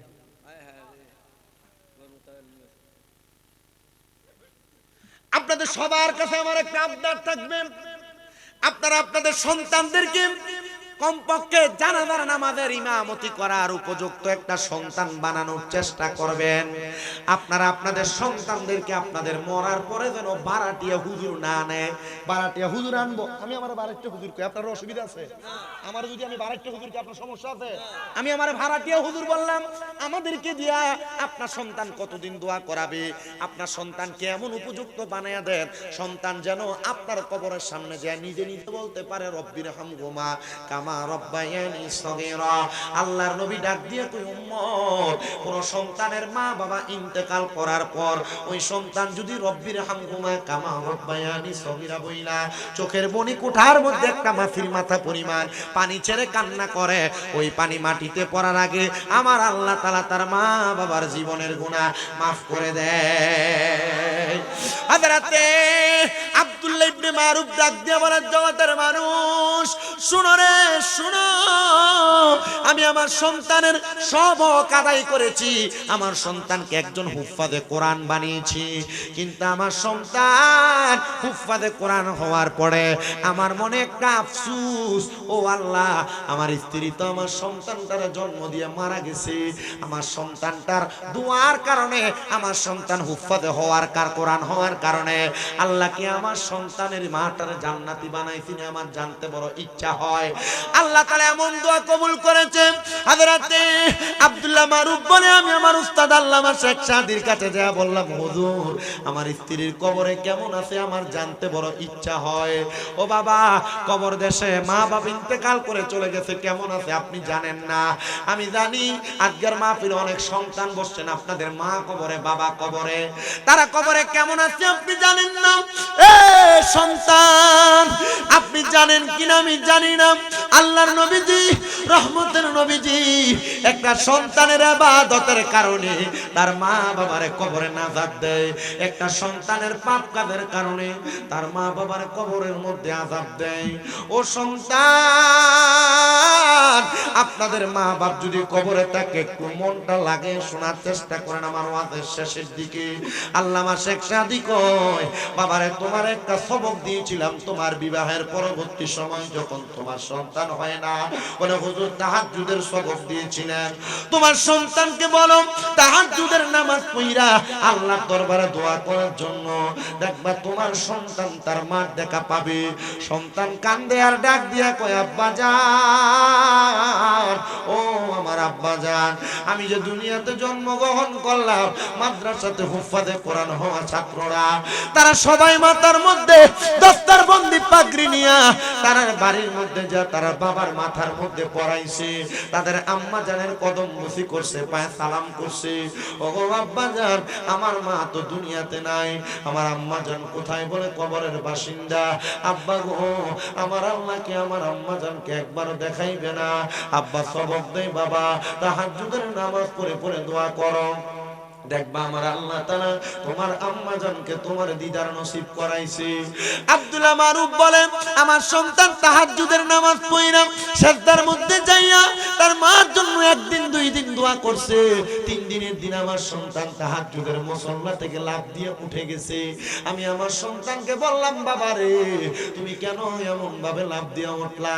আমার সন্তান আমারে জবাব দেয় আব্বা জান আমি এমন একটা আদব খেলা দেখছি গো আব্বা, আমি এমন একটা প্রতিচ্ছবি দেখেছি ও আব্বা, একটা জান্নাতের বালাখানা সুন্দর পরিবেশের মধ্যে একজন মহিলা বসে আছে, তার ডাইনে বামে সামনে পেছনে জান্নাতি হুর গিলমানরা বসা, আর ওনার সামনে সুন্দর দামি দামি খাবার রাখা। আমি প্রশ্ন করলাম কে আপনি? উনি আমারে ডাক দিয়া কয় বাবা আমি তোর জন্মদাত্রী মা, আমারে তুমি দেখো ও মা, এত সুন্দর সুন্দর পরিবেশ, এত দামি দামি খাবার আপনি কোথায় পাইলেন? বলে তোমার মতো একজন নেককার সন্তান যদি কোনো মার জন্য এভাবে দোয়া করে, আল্লাহর কোরআন শিখা যদি আল্লাহর কাছে কান্নাকাটি করে মাপ চায়, আল্লাহ তাআলা ওই মা বাপরে কবরের মধ্যে শান্তি প্রদান করে। আল্লাহর নবীর হাদিসে মুবারাকা নবীরে প্রশ্ন করে সাহাবায়ে কেরাম ইয়া রাসূলুল্লাহ হাল বাকিয়া মিন বিররিয়া ওয়া শাইউন আবারুহুমা বিহি বাদা মাউতিহিমা, নবী গো আমাদের মা বাবা ইন্তেকালের পর আমাদের কোনো দায়িত্ব আছে কিনা? নবী কয় কয়লা নাম অবশ্যই দায়িত্ব আছে, সালাতু আলাইহিমা, মা বাপ মারা যাওয়ার পর সন্তান তার মা বাবার জন্য দোয়া করবে। দুই নাম্বার দায়িত্ব ওয়াল ইস্তিগফারু লাহুমা, আম্মা আব্বার জন্য ক্ষমা প্রার্থনা করবে। ওয়া ইনফাযু আহাদিহিমা, আম্মা আব্বার যদি কোনো ঋণগ্রস্ত থাকে ওয়াদাবদ্ধ থাকে ওয়াদা পূরণ করবে। চার নাম্বার ওয়াসিলাতুর রাহমিল্লাতি লা তুসালু ইল্লা বিহিমা, সন্তানের মা বাবা ইন্তেকালের পরে ওই সন্তান তার মা বাবার আত্মীয়দের সঙ্গে সম্পর্ক বজায় রাখবে। আর পাঁচ নাম্বার ওই ইকরামু সাদিকিহিমা, আম্মা আব্বার বন্ধু বান্ধব যারা তাদের প্রাপ্ত সমবয়সী যারা তাদেরকে সম্মান করবে তাজিম করবে। এদেরকে সম্মান আর তাজিম করলে আল্লাহ তাআলা ওই সন্তানের মা বাবার কবরে জান্নাত প্রদান করবে। সন্তান আপনারা হয়তো অনেকে বসেছেন আপনাদের মা বাবা কবরে কেমন আছে আপনারা জানেন না, একটু পরে আখিরি মুনাজাত হবে, ওই মুনাজাতের মধ্যে আপনাদের মার জন্য বাবার জন্য দোয়া করা হবে। আমি জানি না আপনারা আপনাদের মা বাবার জন্য দোয়া কেমন ভাবে করবেন, তবে আপনাদের কাছে আবদার গো আপনারা বেশি বেশি করে মা বাবার জন্য দোয়া করবেন। কিন্তু আজকের মাহফিলে হয়তো এমন অনেক সন্তানেরা বসেছে, মাইকের আওয়াজ এমন অনেক সন্তানের কানে যায় যারা তাদের মা বাপরে ভালোভাবে ভাত খাওয়ায় না, যারা তাদের মা বাপরে ঘরে জায়গা দেয় না, যারা বউয়ের কথা শুই না মা বাবার সঙ্গে অসৎ আচরণ করে। এ সন্তান পারলে দাও তোমার পাওটা আমার সামনে দাও, আমি তোমার পাওটা জিহ্বা দিয়া পরিষ্কার কইরা দিতে রাজি আছি, তবুও আদা করবা এখান থেকে বাড়িতে যাইয়া মা বাবার পাওটা দুইরা দুইরা মাপ চাই। আমি কার পায়ে ধরে মাপ চাইবো? হুজুর যাদের বাড়িতে মা আছে তারা বাড়িতে যাইয়া মার পায়ে ধরে মাপ চাইবো। আমার তো মা নাই, আমি কার পায়ে ধরে মাপ চাইবো? সন্তান আপনার মা কবরে বাবা কবরে, আপনার কাছে আমি করজোরে আবদার করব, যদি আপনি সুযোগ পান, আল্লাহর নবীর তিরমিজির হাদিস নবী আমার বলে কোন সন্তান যদি বৃহস্পতিবার আসরের নামাজের পরবর্তী সময় থেকে পরবর্তী শুক্রবার মাগরিবের নামাজের আগ পর্যন্ত তার মার কবরের সামনে যাইয়া পশ্চিমটারে পিছনে রাইখা মার মুখ বরাবর হইয়া দোয়া করে আল্লাহ আমি সন্তানের পক্ষ মায়ের পক্ষ থেকে সন্তান মাপ চাই, আপনি আমার মা বাপকে মাফ করে দেন বইলা রব্বির হামহুমা কামা রব্বায়ানি সগীরা বলে আল্লাহ তাআলা সাথে সাথে ওই সন্তানের মা বাবার কবরটারে নাজাত দিয়া দি। আমি আপনাদের কাছে করজোড়ে আবদার করব, মা বাবার কাছে ক্ষমা চাইবেন, পারলে প্রতিদিন মাপ চাইবেন ঘুমাইতে যাওয়ার আগে, পারলে প্রতিদিন মা বাবার কাছে ক্ষমা চাইবেন, সুন্দর ব্যবহার করবেন, মা বাবার জন্য টাকা পয়সা খরচ করতে বকিরামি করবেন না। আর একটা আবদার করিয়ে সন্তান, আপনাদের যাদের মা কবরে বাবা কবরে, আপনারা হয়তো আফসোস করেন হুজুর আমাদের মা বাবা বড় কষ্ট করে আমাদেরকে মানুষ করেছে, কিন্তু হুজুর আমাদের মা বাপরে আমরা এখনো পর্যন্ত ভালো খানা খাওয়াইতে পারি না। এমন অনেক সন্তান আছে। গতকালকে আমি যখন ওই বুড়ির পাড়ের মাহফিলে গেছি, একটা ছেলে আইসা কান দেয়ার কই হুজুর আমি আমার জীবনে ভালো ইনকাম করি, আমি আমার মা বাপরে খাওয়াইতে পারি না। হুজুর আমার আম্মা আপনার বড় ভক্ত ছিল, আমার আম্মার মোবাইলে আপনার অনেকগুলো ওয়াজ ছিল, কিন্তু ক্যান্সারে আক্রান্ত হয়ে আমার আম্মা জানি ইন্তেকাল করেছে। হুজুর আমার ব্যাংকে টাকার অভাব নাই, কিন্তু আমি আমার মার একটা কাপড় কিনে পরাইতে পারি না, ভালো খাওয়াইতে পারি না। সন্তান চিন্তা করে দেখেন, আপনাদের যাদের মা কবরে বাবা কবরে, মা বাপ যদি বাইচা থাকতো, আপনি যদি মা বাপরে প্রতি মাসে 1000 টাকার ফল কিনে খাওয়াইতেন, হয়তো আপনার 12 মাসে 12,000 টাকা লাগতো। যদি মা বাপরে ভাত খাওয়াইতেন, আপনার প্রতি মাসে যদি 2000 টাকা করে মা বাবার জন্য লাগতো, তাহলে আপনি মা বাবার পেছনে প্রতি বছরে 24,000 টাকা খরচ করা লাগতো। আরে আপনার মা বাবা আপনারে জায়গা জমি দিয়া গেছে, সম্পদ দিয়া গেছে, যে বাড়িতে আপনি থাকেন এটা আপনার বাপ মার ওয়ারিসের সম্পত্তি আপনি পাইছেন।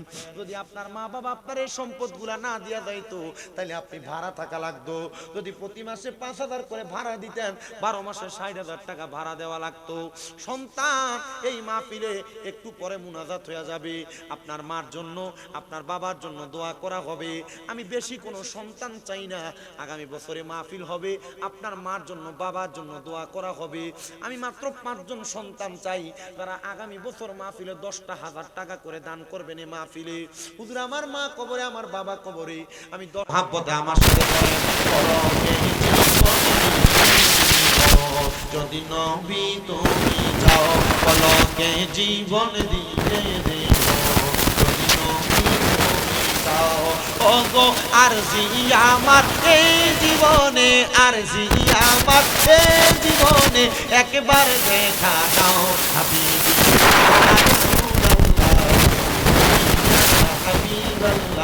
হাবিবি ইয়া রাসূলুল্লাহ, হাবিবি ইয়া হাবিবাল্লাহ।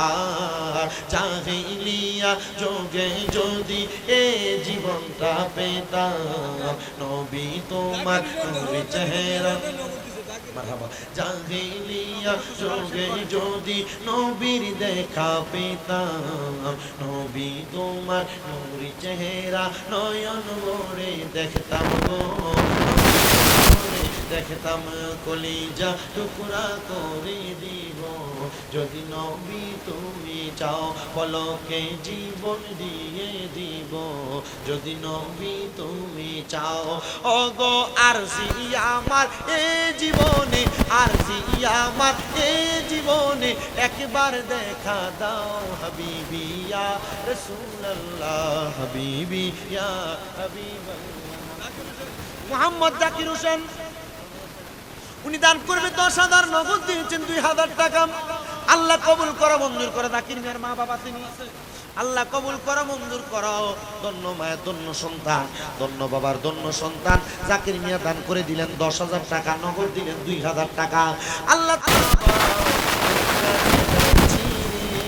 তোমার কথা হৃদয় মাঝে পড়ছে বারে বারে, বাবা তুমি কেমন আছো ছোট্ট মাটির ঘরে, তোমার কথা হৃদয় মাঝে পড়ছে বারে বারে, বাবা গো ও বাবা, বাবা গো ও বাবা। আল্লাহ কবুল করো মঞ্জুর করো। বিনে এই সংসারে বান্ধব আমার কেহ নাই তোমার, আত্মা তেমি সায়াতা রেজবি কইতাম কত মনের কথা গো, এখন কার কাছে কই মনের কথা মুর্শিদ, এখন কার কাছে কই মনের কথা কেউ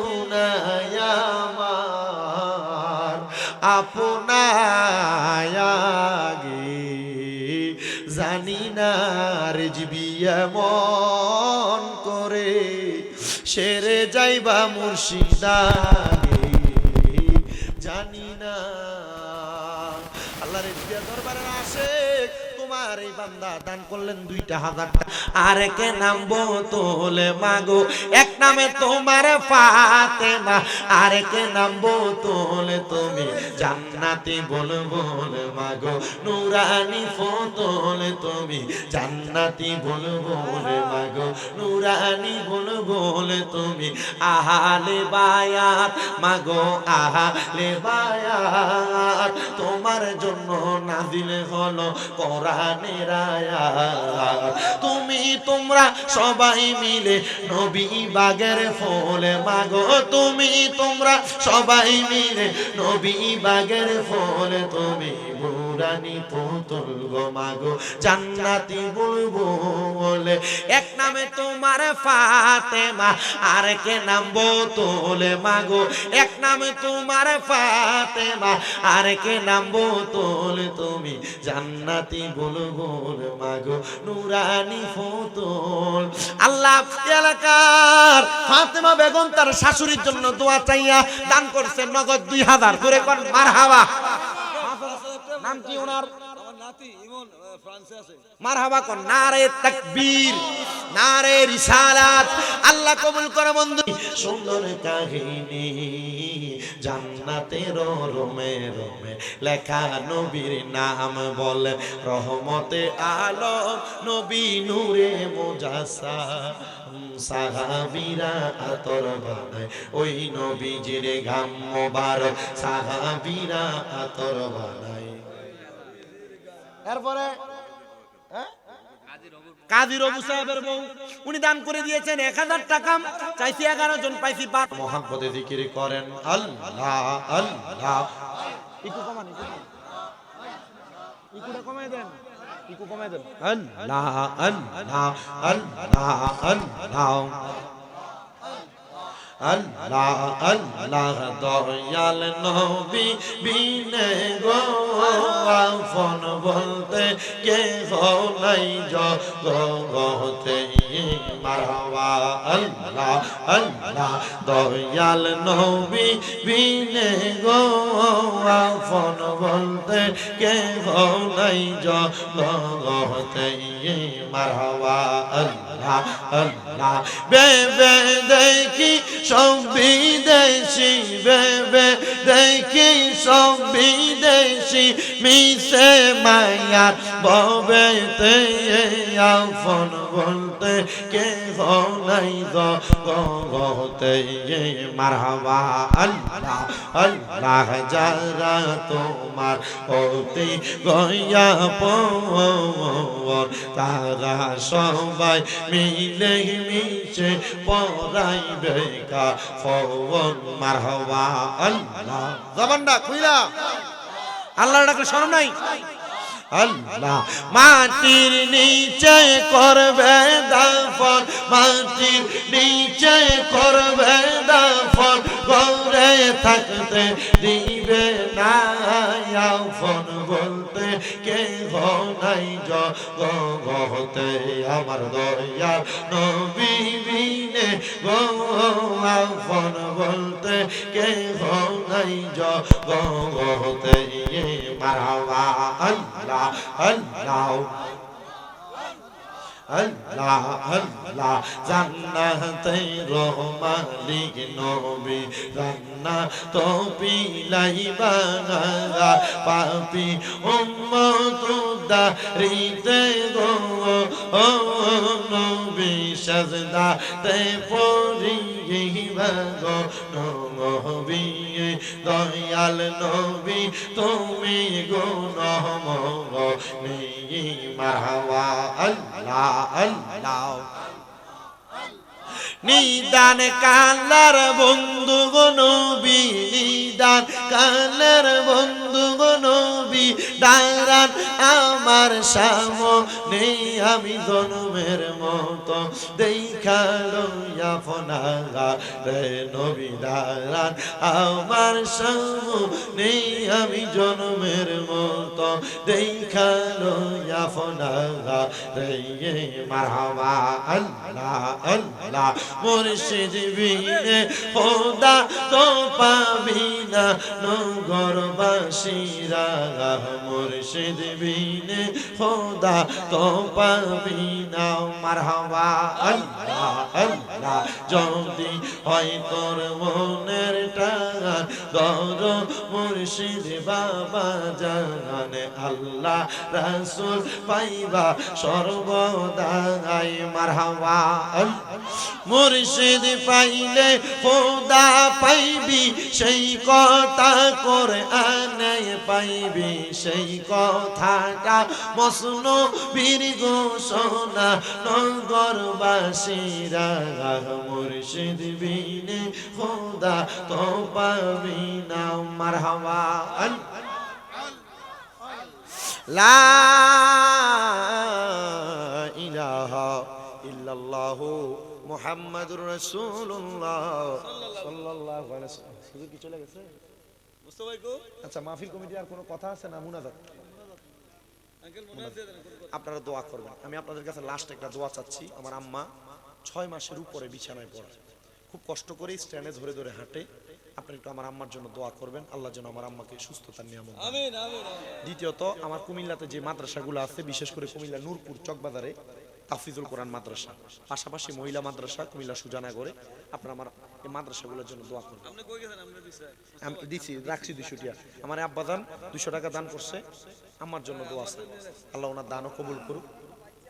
আম্মা বেঁচে আছে, আল্লাহ ওনার আম্মাকে সুস্থতার নিয়ামত দান করুক। না না না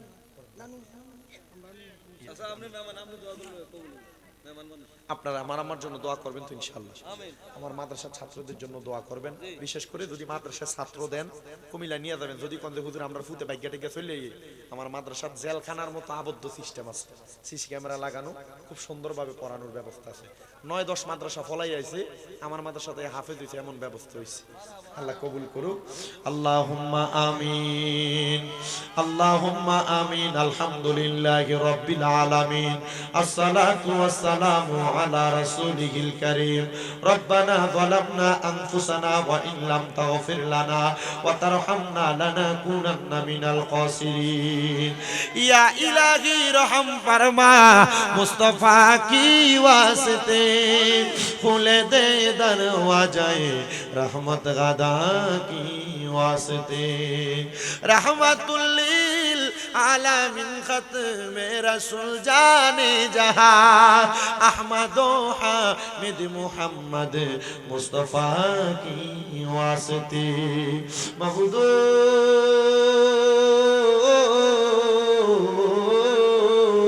ও দয়াল আল্লাহ, একটু রহমতের নজর করে তাকে দেখেন আল্লাহ।